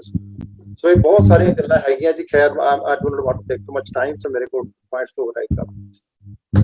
ਠੀਕ ਹੈ ਜੀ, ਥੈਂਕ ਯੂ ਜੀ ਤੁਹਾਡਾ ਵਿਊ ਪੁਆਇੰਟ। ਅਗਲੀ ਵਾਰ we will definitely give you enough ample opportunity to speak on all those 4 different types of structures you talked about। ਹਾਂਜੀ ਡਾਕਟਰ ਕੁਲਵਿੰਦਰ ਸਿੰਘ ਜੀ, ਤੁਸੀਂ ਕੀ ਕਹਿਣਾ ਚਾਹੋਗੇ 2-3 ਮਿੰਟਾਂ ਲਈ? ਆਮ ਸੌਰੀ, ਤੁਸੀਂ ਦੱਸੋ। ਅਗਲੀ ਵਾਰ ਤੁਹਾਨੂੰ ਦਿਆਂਗੇ ਆਪਦਾ, ਤੁਸੀਂ ਯੂ ਕੈਨ ਆਊਟਲਾਈਨ ਅੱਜ ਤੁਸੀਂ ਆਪਣੀ ਸ਼ੇਅਰ ਕਰ ਦਿਓ ਸਾਡੇ ਨਾਲ। हाँ जी ठीक है, तो सारा सुन के बड़ी स्पेशल चीज़ों का पता लगा। मैं एक चीज मैं ही कहना चाहना कि आज के संदर्भ ਦੇ ਵਿੱਚ ਪ੍ਰੈਜ਼ੈਂਟਲੀ ਅਸੀਂ ਉੱਥੇ ਲੈਸਨ ਜ਼ਰੂਰ ਲੈਣੇ ਆ। ਪਹਿਲੀ ਗੱਲ ਤੇ ਜੋ ਭਾਟੀਆ ਸਾਹਿਬ ਨੇ ਗੱਲ ਕਹੀ ਹੈ, ਮੈਂ ਹੀ ਉਹ ਗੱਲ ਕਰੀ ਕਰਨਾ ਸਾਂ ਕਿ ਸਾਡੀ ਉਸ ਵੇਲੇ ਗਿਣਤੀ ਇੰਨੀ ਘੱਟ ਸੀ। ਮੈਂ ਨਿਊ ਕਰਦਾ ਸਪੋਜ਼ ਮੈਂ ਹੀ ਉਸ ਵੇਲੇ ਲੀਡਰ ਹੁੰਦਾ ਤੇ ਮੈਨੂੰ ਕੌਮ ਕਹਿੰਦੀ ਤੇ ਮੈਨੂੰ ਅੰਗਰੇਜ਼ ਕਹਿੰਦੇ ਟੇਕ ਦ ਡਿਸੀਜਨ। ਤੇ ਜਦੋਂ ਵੀ ਅਸੀਂ ਕੋਈ ਕੰਟਰੀ ਵੱਖਰਾ ਮੰਗਣਾ ਹੁੰਦਾ ਹੈ ਤੇ ਅਸੀਂ ਉਹਦੇ ਬਾਰਡਰਸ ਨੂੰ ਪਹਿਲਾਂ ਦੇਖਣਾ ਹੁੰਦਾ, do we have secure borders. ਫਿਰ ਉਹਨੂੰ ਕਰਨ ਵਾਸਤੇ ਸਾਡੀ ਉਨੀ ਗਿਣਤੀ ਹੈਗੀ ਕਿ ਅਸੀਂ ਕੰਟਰੀ ਪੂਰਾ 1000 ਲੈਣ ਵਾਸਤੇ ਕਰਨੇ ਆ। ਸੋ ਜਦੋਂ ਇਹ ਚੀਜ਼ਾਂ ਅਸੀਂ ਕਹਿ ਦਿੰਦੇ ਸਾਡੀ ਲੀਡਰਸ਼ਿਪ ਨਲਾਇਕ ਸੀ, ਇਹ ਚਲੋ ਆਪਣੇ ਆਪਣੇ ਵਿਊਜ਼ ਤੇ ਮੈਂ ਉਸ ਚੀਜ਼ ਨਾਲ ਐਗਰੀ ਨਹੀਂ ਕਰਦਾ। ਲੀਡਰਸ਼ਿਪ ਜਦੋਂ ਵੀ ਜਿਹੜੀ ਹੁੰਦੀ ਉਸ ਵੇਲੇ ਦੀ ਬੈਸਟ ਬੰਦੇ ਹੀ ਲੀਡਰ ਹੁੰਦੇ ਨੇ, ਮੇਰੀ ਉਹਨਾਂ ਲਈ ਪੂਰਾ ਸਤਿਕਾਰ। ਮੈਂ ਇਹ ਸੋਚਦਾ ਵਾਂ ਕਿ ਜਿਹੜੀ ਲਿਮਿਟੇਸ਼ਨਸ ਇਹੋ ਜਿਹੀਆਂ ਹੁੰਦੀਆਂ ਸਾਡੀ ਗਿਣਤੀ ਤੇ ਬਾਕੀ ਚੀਜ਼ਾਂ। ਦੂਜੀ ਗੱਲ, ਜਿਸ ਚੀਜ਼ ਅਸੀਂ ਅੱਜ ਦੇਖਦੇ ਹਾਂ ਉਸ ਵੇਲੇ ਸਿਚੁਏਸ਼ਨ ਨਹੀਂ ਹੁੰਦੀ ਕਿ ਪੋਲੀਟੀਕਲ ਮੈਨੀਪੂਲੇਸ਼ਨਸ ਤਾਂ ਹਮੇਸ਼ਾ ਹੀ ਹੁੰਦੀਆਂ ਨੇ, ਵਿਚ ਇਜ਼ ਪਾਰਟ ਆਫ ਤੇ ਲਾਸਟ ਆਫ ਆਲ ਮੈਂ ਇਹ ਕਹਿਣਾ ਚਾਹਾਂਗਾ ਕਿ ਜੋ ਡਿਵੀਜ਼ਨ ਦੀ ਗੱਲ ਕਰ ਦੇਖੀ ਤਾਂ ਕਿ ਜਿਹੜੇ ਦੋ ਭਰਾ ਹੁੰਦੇ ਨੇ ਆਪਸ ਵਿੱਚ ਉਹਨਾਂ ਦੀ ਜਿਹੜੇ ਫਿੱਕ ਪੈ ਜਾਂਦੀ ਹੈ ਡਿਵੀਜ਼ਨ, ਤੇ ਇਹ ਤੇ ਬੜੀ ਵੱਡਾ ਇਸ਼ੂ ਹੈ। ਤੇ ਉਸ ਵੇਲੇ ਜੋ ਕੁਝ ਹੋਇਆ ਕੇਵਲ ਤੇ ਕੇਵਲ ਉਹਦਾ ਕਾਰਨ ਸੀ ਕਿ ਇੱਕ ਟਾਈਮ ਐਸਾ ਸੀ ਕਿ ਹਰ ਬੰਦਾ ਸਿਕਿਉਰ ਇਨਸਿਕਿਉਰ ਫੀਲ ਕਰ ਰਿਹਾ ਸੀ। ਇਨਸਿਕਿਉਰਿਟੀ ਦਾ ਰਿਜ਼ਲਟ ਸੀ ਕਿ ਜੋ ਕਤਲੇਆਮ ਹੈ ਜੋ ਹੋਇਆ। That's all. ਬਸ ਅਗਲੀ ਵਾਰੀ ਕਰਾਂਗੇ। ਥੈਂਕ ਯੂ ਜੀ, we will discuss more in detail next time। ਹਾਂਜੀ ਭੈਣ ਜੀ ਦਲਜੀਤ ਕੌਰ, ਜਗਤਾਰ ਸਿੰਘ ਭਰਾ ਜੀ, ਤੁਸੀਂ ਕੀ ਕਹਿਣਾ ਚਾਹੋਗੇ 1-2 ਮਿੰਟਾਂ ਲਈ? ਚਲੋ ਦਲਜੀਤ ਨੂੰ ਟਾਈਮ ਦਿੰਦੇ। ਨਹੀਂ ਉਹਨਾਂ ਨੂੰ ਕੋ ਧਰਮ ਸਿੰਘ ਜੀ, ਉਹਨਾਂ ਨੂੰ ਬਸ ਸਭ ਉਹਨਾਂ ਤੋਂ ਲੈ ਲਓ, ਭਾਈ ਮੁਲਕ ਸਿੰਘ ਉਹਨਾਂ ਤੋਂ 1-1 ਮਿੰਟ। ਹਾਂਜੀ ਗਿਆਨੀ ਧਰਮ ਸਿੰਘ ਜੀ, ਤੁਸੀਂ ਕੀ ਕਹਿਣਾ ਚਾਹੋਗੇ 1-2 ਮਿੰਟਾਂ ਲਈ? ਤੁਸੀਂ ਆਪਦਾ ਦੱਸ ਦਿਓ, ਅਗਲੇ ਹਫਤੇ ਤੁਹਾਨੂੰ ਪੂਰਾ ਟਾਈਮ ਦੇਵਾਂਗੇ। ਵਾਹਿਗੁਰੂ ਜੀ ਕੀ ਫਤਿਹ। ਮੈਂ ਤੇ ਸੋਚ ਰਿਹਾ ਸੀ ਕਿ ਆਪਣਾ ਟਾਈਮ ਮੈਂ ਵੀਰ ਜੀ ਸੁੱਚਾ ਸਿੰਘ ਹੋਰਾਂ ਨੂੰ ਦੇ ਦਿੰਦਾ ਉਦੋਂ, ਪਰ ਮੈਂ ਬੋਲਿਆ ਨਹੀਂ ਵਿੱਚ। ਤੇ ਗੱਲ ਇਹ ਹੈ ਵੀ ਉਹ ਜਿਹੜਾ ਹੈਗਾ ਜਦੋਂ ਅਸੀਂ ਪੜ੍ਹਦੇ ਹਾਂ ਉਹਦੇ ਬਾਰੇ, ਕਿਉਂਕਿ ਮੇਰਾ ਜ਼ਿਲ੍ਹਾ ਗੁਰਦਾਸਪੁਰ ਹੈ ਤੇ ਉਹ ਬਿਲਕੁਲ ਬਾਰਡਰ ਦੇ ਨਾਲ ਪੈਂਦਾ ਆ। ਤੇ ਬਹੁਤ ਸਾਰੇ ਲੋਕ ਪਾਕਿਸਤਾਨ ਤੋਂ ਉੱਠ ਕੇ ਇੱਧਰ ਆਏ ਤੇ ਇੱਧਰੋਂ ਉੱਠ ਕੇ ਪਾਕਿਸਤਾਨ ਉੱਧਰ ਵੀ ਗਏ। ਤੇ ਉਹ ਜਿਹੜੇ ਹਾਲਾਤ ਸੀਗੇ ਬਹੁਤ ਹੀ ਦੁਖਦਾਈ ਸੀਗੇ, ਜਿਹਦੇ ਬਾਰੇ ਬਿਆਨ ਕਰਨਾ ਵੀ ਔਖਾ ਆ। ਤੇ ਬਾਕੀ ਸਾਰਿਆਂ ਨੇ ਬਹੁਤ ਸੋਹਣੀਆਂ ਗੱਲਾਂ ਕੀਤੀਆਂ। ਹੁਣ ਟਾਈਮ ਵੀ ਹੋ ਗਿਆ, ਫਿਰ ਆਪਾਂ ਅਗਲੇ ਸੈਸ਼ਨ 'ਚ ਹੀ ਕਰ ਲਾਂਗੇ ਗੱਲ। ਥੈਂਕ ਯੂ ਆਪ ਜੀ ਦਾ ਸਾਰਿਆਂ ਦਾ। ਥੈਂਕ ਯੂ ਜੀ। ਹਾਂਜੀ ਡਾਕਟਰ ਵਾਸੂ। ਮੈਂ ਇਹ ਗੱਲ ਕਹਿਣੀ ਚਾਹਾਂਗਾ ਕਿ ਜੋ ਕਲਿਆਣ ਸਿੰਘ ਹੋਰਾਂ ਗੱਲਾਂ ਦੱਸੀਆਂ ਨੇ ਉਹ ਬਹੁਤ ਨੇ। ਵਿਸ਼ੇਸ਼ ਤੌਰ ਤੇ ਜਦੋਂ ਅੰਗਰੇਜ਼ ਨੇ ਬਲਦੇਵ ਸਿੰਘ ਨੂੰ ਕਿਹਾ ਕਿ ਤੁਹਾਡੇ ਕੋਲੋਂ ਅਸੀਂ ਪੰਜਾਬ ਲਿਆ ਸੀ, ਤੁਹਾਨੂੰ ਅਸੀਂ ਦੇਣਾ ਚਾਹੁੰਦੇ ਹਾਂ ਔਰ ਤੁਸੀਂ ਪੰਜਾਬ ਮੰਗੋ, ਤੇ ਇਹ ਜਿਹੜੀ ਗੱਲ ਬਲਦੇਵ ਸਿੰਘ ਨੇ ਜਾ ਕੇ ਜਵਾਹਰ ਲਾਲ ਨੂੰ ਦੱਸ ਦਿੱਤੀ ਕਿ ਅੰਗਰੇਜ਼ ਮੈਨੂੰ ਕਹਿੰਦੇ ਨੇ ਕਿ ਮੈਂ ਪੰਜਾਬ ਮੰਗਾ। ਇਹ ਜਿਹੜੀ ਗੱਲ ਦੱਸੀ ਹੈ ਕਲਿਆਣ ਸਿੰਘ ਨੇ, ਇਹ ਨਹੀਂ ਹੈ ਕਿ ਕਿਵੇਂ ਬਲਦੇਵ ਸਿੰਘ ਨੇ ਜਵਾਹਰ ਲਾਲ ਨੂੰ ਕਿਹਾ ਕਿ ਮੈਨੂੰ ਅੰਗਰੇਜ਼ ਪ੍ਰੇਰਦਾ ਹੈ ਪੰਜਾਬ ਲੈਣ ਲਈ, ਤੇ ਜਵਾਹਰ ਲਾਲ ਨੇ ਫਿਰ ਜਾ ਕੇ ਮਿਲ ਕੇ ਤੇ ਅੰਗਰੇਜ਼ਾਂ ਨੂੰ ਫਿਰ ਦੂਜੀ ਲਾਈਨ ਤੇ ਲਿਆਂਦਾ ਕਿ ਤੁਸੀਂ ਏਦਾਂ ਨਾ ਕਰੋ। ਤੋ ਇਹ ਗੱਲ ਜਿਹੜੀ ਦੇਖੋ ਸਿੱਖ ਚੇਤਨਾ ਆਜ਼ਾਦ ਹੈ, ਠੀਕ ਹੈ ਸਾਡੀ ਗਲਤੀ ਹੋ ਗਈ ਲੀਡਰਾਂ ਕੋਲੋਂ, ਪਰ ਸਿੱਖ ਚੇਤਨਾ ਨੇ ਬੜਾ ਸਬੂਤ ਦਿੱਤਾ ਹੈ ਕਿ ਜਦੋਂ ਸਿੱਖ ਚੇਤਨਾ ਨੂੰ ਇਹ ਜਿਹੜੇ ਅਕਾਲੀ ਹਨ ਇਹਨਾਂ ਨੇ ਕਿਵੇਂ ਗਾਇਬ ਕਰ ਦਿੱਤਾ। ਸਿੱਖੀ ਜਿਹੜੀ ਹੈ ਅਗੇਂਸਟ ਗੱਲ ਕਰਨੀ ਸ਼ੁਰੂ ਕਰ ਦਿੱਤੀ, ਤੇ ਸਿੱਖੀ ਜਿਹੜਾ ਬਾਹਰਲੇ ਬਾਣੇ ਦਾ ਫਾਇਦਾ ਉਠਾ ਕੇ ਇਹਨਾਂ ਨੇ 10-15 ਸਾਲ ਅਕਾਲੀ ਹੀ ਪੰਥ ਹਨ ਇਹ ਵਿਚਾਰਧਾਰਾ ਅਪਣਾਈ ਜਾਂਦੀ ਰਹੀ। ਔਰ ਆਮ ਪਾਰਟੀ ਦਾ ਅੱਗੇ ਆਉਣ ਦਾ ਮਤਲਬ ਹੀ ਇਹ ਹੈ ਕਿ ਸਿੱਖ ਚੇਤਨਾ ਚੁੰਗਲ 'ਚ ਨਹੀਂ ਰਹਿ ਸਕਦੀ, ਸਿੱਖ ਚੇਤਨਾ ਗੁਲਾਮ ਨਹੀਂ ਰਹਿ ਸਕਦੀ। ਸਿੱਖ ਚੇਤਨਾ ਜਿਹੜੀ ਹੈ ਪਖੰਡ ਤੇ ਬਾਹਰਲੇ ਵਿਖਾਵੇ 'ਚ ਨਹੀਂ ਆ ਸਕਦੀ, ਨਹੀਂ ਤੇ ਆਮ ਪਾਰਟੀ ਪੈਦਾ ਨਹੀਂ ਸੀ ਹੋਣੀ। ਆਮ ਪਾਰਟੀ ਉਹ ਚੇਤਨਾ ਜੋ ਪੈਦਾ ਹੋਈ ਹੈ, ਜਿਹੜੀ ਗੁਰੂ ਨਾਨਕ ਨੇ ਚੇਤਨਾ ਦਿੱਤੀ ਸੀ ਕਿ ਅਸੀਂ ਆਜ਼ਾਦ ਰਹਿਣਾ ਹੈ। ਇਹ ਠੀਕ ਹੈ ਕਿ ਆਮ ਪਾਰਟੀ ਦਾ ਜੋ ਵੀ ਹੈ ਕੀ ਬਣੇ, ਪਰ ਇੱਕ ਵਾਰੀ ਸਿੱਖ ਚੇਤਨਾ ਨੇ ਆਪਣੇ ਗੁਲਾਮੀ ਜਿਹੜੀ ਹੈ, ਬ੍ਰਾਹਮਣੀ ਗੁਲਾਮੀ ਸੀ ਜੋ ਅਕਾਲੀਆਂ ਨੇ ਸਾਨੂੰ ਦਿੱਤੀ ਕਿ ਸਿਰਫ ਸਾਡੇ ਬਾਣੇ ਤੇ ਤੁਸੀਂ ਵੇਖੋ। ਤਾਂ ਸਿੱਖ ਚੇਤਨਾ ਜਿਹੜੀ ਹੈ ਮਨੁੱਖ ਨੂੰ ਅੰਦਰੋਂ ਘੋਖਦੀ ਹੈ। ਮਨੁੱਖ ਅੰਦਰਲਾ ਮਨੁੱਖ ਕੀ ਸੋਚਦਾ ਹੈ, ਅੰਦਰਲੇ ਮਨੁੱਖਾਂ ਤੋਂ ਸਿੱਖ ਜਿਹੜੇ ਲੀਡਰਸ਼ਿਪ ਹੈ, ਅਕਾਲੀ ਲੀਡਰਸ਼ਿਪ, ਉਹ ਅੰਦਰੋਂ ਸਿੱਖ ਨਾ ਬਣ ਸਕੀ, ਉਹ ਸਿਰਫ ਬਾਹਰੋਂ ਸਿੱਖ ਹੀ ਬਣਦੀ ਰਹੀ। ਐਨੇ ਖਿਆਲ ਅਗਲੀ ਵਾਰੀ ਬਾਕੀ ਦੱਸ। ਠੀਕ ਹੈ ਜੀ। ਈਵਨ ਦੇ ਵਿੱਚ ਵੀ ਮੈਂ ਕਹਾਂਗਾ ਜੀ ਅਕਾਲੀ ਲੀਡਰਸ਼ਿਪ ਨੇ ਵੀ, ਕਿਉਂਕਿ ਸਿੱਖਾਂ ਦੀ ਪਾਰਟੀ ਸੀ, ਇਹਨਾਂ ਨੇ ਤਾਂ ਪੰਜਾਬੀ ਪਾਰਟੀ ਡਿਕਲੇਅਰ ਕਰਤਾ ਸੀ ਆਪਣੇ ਆਪ ਨੂੰ, ਜਦੋਂ ਕਿ ਪ੍ਰਕਾਸ਼ ਸਿੰਘ ਬਾਦਲ ਵਰਗੇ ਲੀਡਰਸ ਦੂਜੇ ਪਾਸੇ ਆਰਐਸਐਸ ਦੇ ਦੇਵਰ ਰਜਿਸਟਰਡ ਮੈਂਬਰਸ ਅੰਦਰੋਂ ਖਾਤੀ ਇਹ ਵੀ ਵਿਕੇ ਹੋਏ ਸੀਗੇ। ਹਾਂਜੀ ਹਾਂਜੀ ਵੀਰ ਜੀ, ਸਰ ਮੋਲਕ ਸਿੰਘ ਜੀ ਤੁਸੀਂ ਕੀ ਕਹਿਣਾ ਚਾਹੋਗੇ 1-2 ਮਿੰਟਾਂ ਲਈ? ਮੇਰਾ 1-2 ਮਿੰਟਾਂ ਵਾਸਤੇ ਨਹੀਂ ਕਹਿ ਸਕਾਂਗਾ, ਮੈਨੂੰ ਨੈਕਸਟ ਟਾਈਮ ਤੇ ਰੱਖ ਲਿਓ। ਠੀਕ ਹੈ ਜੀ, ਠੀਕ ਹੈ। ਤੁਸੀਂ ਭਾਈ ਸੁੱਚਾ ਸਿੰਘ ਜੀ ਤੁਸੀਂ ਕੁਝ ਕਹਿਣ ਲੱਗੇ ਸੀ? ਸਰ ਮੈਂ ਜੀ ਬਸ 30 ਸੈਕਿੰਡ ਦੇ ਵਾਸਤੇ ਮੈਂ ਸਿਰਫ ਇਹੀ ਕਹਿਣਾ ਚਾਹੁੰਦਾ ਕਿ ਜਿਹੜੀ ਅਸੀਂ ਗੱਲ ਕੀਤੀ ਹੈ ਨਾ, ਹੁਣੀ ਸੁਣੀ ਹੈ ਕਿ ਸਿੱਖਾਂ ਦੀ ਪਾਪੂਲੇਸ਼ਨ ਉਸ ਵਕਤ ਬਹੁਤ ਘੱਟ ਸੀ। ਉਹਦੇ ਮੁਤਾਬਕ ਦੇਖੋ ਸਿੱਖਾਂ ਦੀ ਪਾਪੂਲੇਸ਼ਨ 1951 ਦੀ ਸੈਂਸਸ ਦੇ ਵਿੱਚ 75 ਮਿਲੀਅਨ ਸੀ, ਤੇ ਇਜ਼ਰਾਈਲ ਦੀ 1948 ਦੇ ਵਿੱਚ ਪਾਪੂਲੇਸ਼ਨ ਸਿਰਫ 80,06,000 ਸੀ। ਉਹਨਾਂ ਨੇ ਦੇਸ਼ ਲਿਆ ਤੇ ਉਹਨਾਂ ਨੇ ਚਲਾਇਆ ਵੀ ਆ, ਔਰ ਉਹ ਵੀ ਦੇਸ਼ ਦੀ ਅਸਲ ਬਾਉਂਡਰੀਜ਼ ਦਾ ਪਤਾ ਆ ਕਿ ਕਿੰਨੀ ਕੁ ਸਿਕਿਉਰ ਹੈ ਅੱਜ ਤੱਕ, ਲੇਕਿਨ ਉਹਨਾਂ ਦਾ ਦੇਸ਼ ਅੱਡ ਕਰਕੇ ਤੇ ਪੂਰੀ ਦੁਨੀਆ ਤੇ ਆਲਮੋਸਟ ਰਾਜ ਕਰ ਰਿਹਾ। ਜੇਕਰ ਸਾਡੇ ਕੋਲ ਵੀ ਇਹ ਹੁੰਦਾ, ਸਾਨੂੰ ਵੀ ਮਿਲਿਆ ਹੁੰਦਾ ਇੰਡੀਆ ਉੱਥੇ ਸਰਵਾਈਵ ਕਰ ਸਕੇ ਸੀ। ਲੈਸਨ ਟੂ ਬੀ ਲਰਨਡ ਹਾਂਜੀ ਸਾਡੇ ਲਈ, ਕਿਉਂਕਿ ਉਹਨਾਂ ਨੇ ਸਾਰੇ ਦੇਸ਼ਾਂ ਦੇ ਵਿੱਚ ਉੱਥੇ ਅਮਰੀਕਾ ਕੈਨੇਡਾ ਸਾਰੇ ਦੇਸ਼ਾਂ ਦੇ ਉੱਤੇ ਉਹਨਾਂ ਦੀਆਂ ਬੜੀਆਂ ਵੱਡੀਆਂ, ਉਹਨਾਂ ਦਾ ਇੰਨਾ ਪਾਵਰਫੁਲ ਨੇ, ਇਨਫਲੂਐਂਸ਼ੀਅਲ ਨੇ, ਤੇ ਦੇ ਮੇਕ ਥਿੰਗਸ ਹੈਪਨ। ਹਾਂਜੀ ਸਰ ਮੇਘਰਾਜ ਸਿੰਘ ਜੀ ਐਂਡ ਦੇ ਉੱਤੇ ਤੁਸੀਂ ਕੀ ਕਹਿਣਾ ਚਾਹੋਗੇ ਅੱਜ ਦੇ ਇਸ ਪ੍ਰੋਗਰਾਮ ਦੇ ਵਿੱਚ? ਹਾਂਜੀ ਵਾਹਿਗੁਰੂ ਜੀ ਕਾ ਖਾਲਸਾ ਵਾਹਿਗੁਰੂ ਜੀ ਫਤਿਹ। ਫਤਿਹ ਜੀ। ਦੇਖੋ ਮੇਨ ਗੱਲ ਜਿਹੜੀ ਹੈ ਨਾ, ਉਹ ਥੋੜਾ ਸੋਚਣ ਦਾ ਟਾਈਮ ਚਾਹੀਦਾ, ਕਿਉਂਕਿ ਜਿਹੜੇ ਦੁਸ਼ਮਣ ਅੱਜ ਨੇ ਸਿੱਖਾਂ ਨੂੰ ਦੁਸ਼ਮਣ ਅੱਜ ਸਮਝਦੇ ਨੇ, ਉਹੀ ਪਹਿਲੇ ਤੋਂ ਦੁਸ਼ਮਣ ਹੈ। ਜਿਹਨੂੰ ਗੁਰੂ ਨਾਨਕ ਸਾਹਿਬ ਨੇ ਕਹਾ ਵੀ ਮੱਥੇ ਟਿਕ ਹੱਥ ਛੁਰੀ, ਮਤਲਬ ਮੱਥੇ ਟਿਕਾ ਤੇੜ ਤੋਂ ਤਿਕ ਖਾਈ, ਹੱਥ ਛੁਰੀ ਜगत कसाई। गुरु गोविंद सिंह जी ने साफ किया उन्होंने भाई जब ये गए विपरण की रीत मैंने कोरोनी की प्रतीत, वही दुश्मन पहला सी वही अज है। ਤੇ ਉਹਨੇ ਪੰਜਾਬ ਤੋਂ ਪਹਿਲੇ ਵੀ ਘਬਰਾਉਂਦੇ ਸੀ, ਹੁਣ ਵੀ ਘਬਰਾ ਰਹੇ। ਉਹਨਾਂ ਦੇ ਕਰਕੇ ਪੰਜਾਬ ਟੁੱਟਾ ਤੇ ਮਤਲਬ ਦੇਸ਼ ਆਜ਼ਾਦ ਨਹੀਂ ਹੋਇਆ, ਇਹ ਪੰਜਾਬ ਤੋਂ ਬਰਬਾਦ ਹੋਇਆ, ਪੰਜਾਬ ਨੂੰ ਬਰਬਾਦ ਕੀਤਾ ਇਹਨਾਂ ਨੇ। ਤੇ ਇਸ ਕੋਲ ਇੱਧਰ ਵੀ ਧਿਆਨ ਦੇਣ ਦੀ ਲੋੜ ਹੈ। ਥੈਂਕ ਯੂ ਜੀ। ਥੈਂਕ ਯੂ ਜੀ, ਥੈਂਕ ਯੂ ਜੀ ਐਵਰੀਬਾਡੀ। ਹੈ ਜਿਹੜਾ ਅੱਜ ਦਾ ਜਿਹੜਾ ਸਾਡਾ ਪ੍ਰੋਗਰਾਮ ਸੀ ਜੀ, ਇਹ ਜਿਹੜਾ ਅਸੀਂ ਕਵਰ ਕੀਤਾ ਹੈ, ਇਹਦੇ ਵਿੱਚ ਜਿੰਨੇ ਵੀ ਸਾਡੇ ਅੱਜ ਦੇ ਜਿਹੜੇ ਸਪੀਕਰ ਸੀਗੇ, ਜਿੰਨੇ ਵੀ ਪਾਰਟਿਸਿਪੈਂਟ ਸੀ, ਸਾਰਿਆਂ ਦੇ ਵਿਊ ਆਪਣੇ ਨੇ ਤੇ ਇਹਨਾਂ ਨੂੰ ਮੁਬਾਰਕ ਹੋਣ। ਇਹ ਵਾਇਸ ਆਫ ਮਾਨਵਤਾ ਦੀ ਕੋਈ ਅਫੀਸ਼ੀਅਲ ਪਾਲਿਸੀ ਨਹੀਂ ਹੈ, ਪਰ ਇਹ ਜਿਹੜਾ ਪ੍ਰੋਗਰਾਮ ਹੈ ਜਿੱਥੇ ਜਿੱਥੇ ਵੀ ਬੈਠੇ ਤੁਸੀਂ ਦੇਸ਼ਾਂ ਵਿਦੇਸ਼ਾਂ ਦੇ ਵਿੱਚ ਇਹਨੂੰ ਸੁਣ ਰਹੇ ਹੋ, ਤੁਹਾਡੇ ਸਾਰਿਆਂ ਨੂੰ ਜੀ ਆਇਆਂ, ਬਹੁਤ ਬਹੁਤ ਧੰਨਵਾਦ। Please if you have any questions, comments, concerns, advice ਤੇ ਤਨ ਮਨ ਧਨ ਨਾਲ ਦੀ ਪ੍ਰੋਗਰਾਮ ਦੀ ਤੇ ਤੁਸੀਂ ਸਰ ਮੇਘਰਾਜ ਸਿੰਘ ਹੋਣਾ ਨੂੰ ਕੰਟੈਕਟ ਕਰ ਸਕਦੇ ਹੋ। ਅੱਜ ਦੇ ਪ੍ਰੋਗਰਾਮ ਦੇ ਵਿੱਚ ਹੋਈਆਂ ਜਿਹੜੀਆਂ ਭੁੱਲਾਂ ਨੇ ਉਹ ਦੱਸਦੀਆਂ ਨੇ, ਖਿਮਾ ਦਾ ਜਾਚਕ ਹੈ। ਜਿਨ੍ਹਾਂ ਨੂੰ ਟਾਈਮ ਨਹੀਂ ਮਿਲਿਆ, next time we will give preference to them. We will start with them so that they can express their viewpoint. It's the same topic the next week. ਤੇ ਆ ਕਹਿੰਦੇ ਸੀ ਇਹਨੇ ਵੀ ਕੀ ਹੋਇਆ, ਕਿਉਂ ਹੋਇਆ, ਲੇਕਿਨ ਸਾਡੇ ਲਈ ਲੈਸਨ ਕੀ ਹੈ ਲਰਨ ਕਰਕੇ what do we need to do wherever we go as community leaders and spread the word ਕਿ ਤੁਸੀਂ ਕੀ ਸਿੱਖ ਸਕਦੇ ਹੋ। ਵਾਹਿਗੁਰੂ ਜੀ ਕਾ ਖਾਲਸਾ, ਵਾਹਿਗੁਰੂ ਜੀ ਕੀ ਫਤਿਹ। ਵਾਹਿਗੁਰੂ ਜੀ।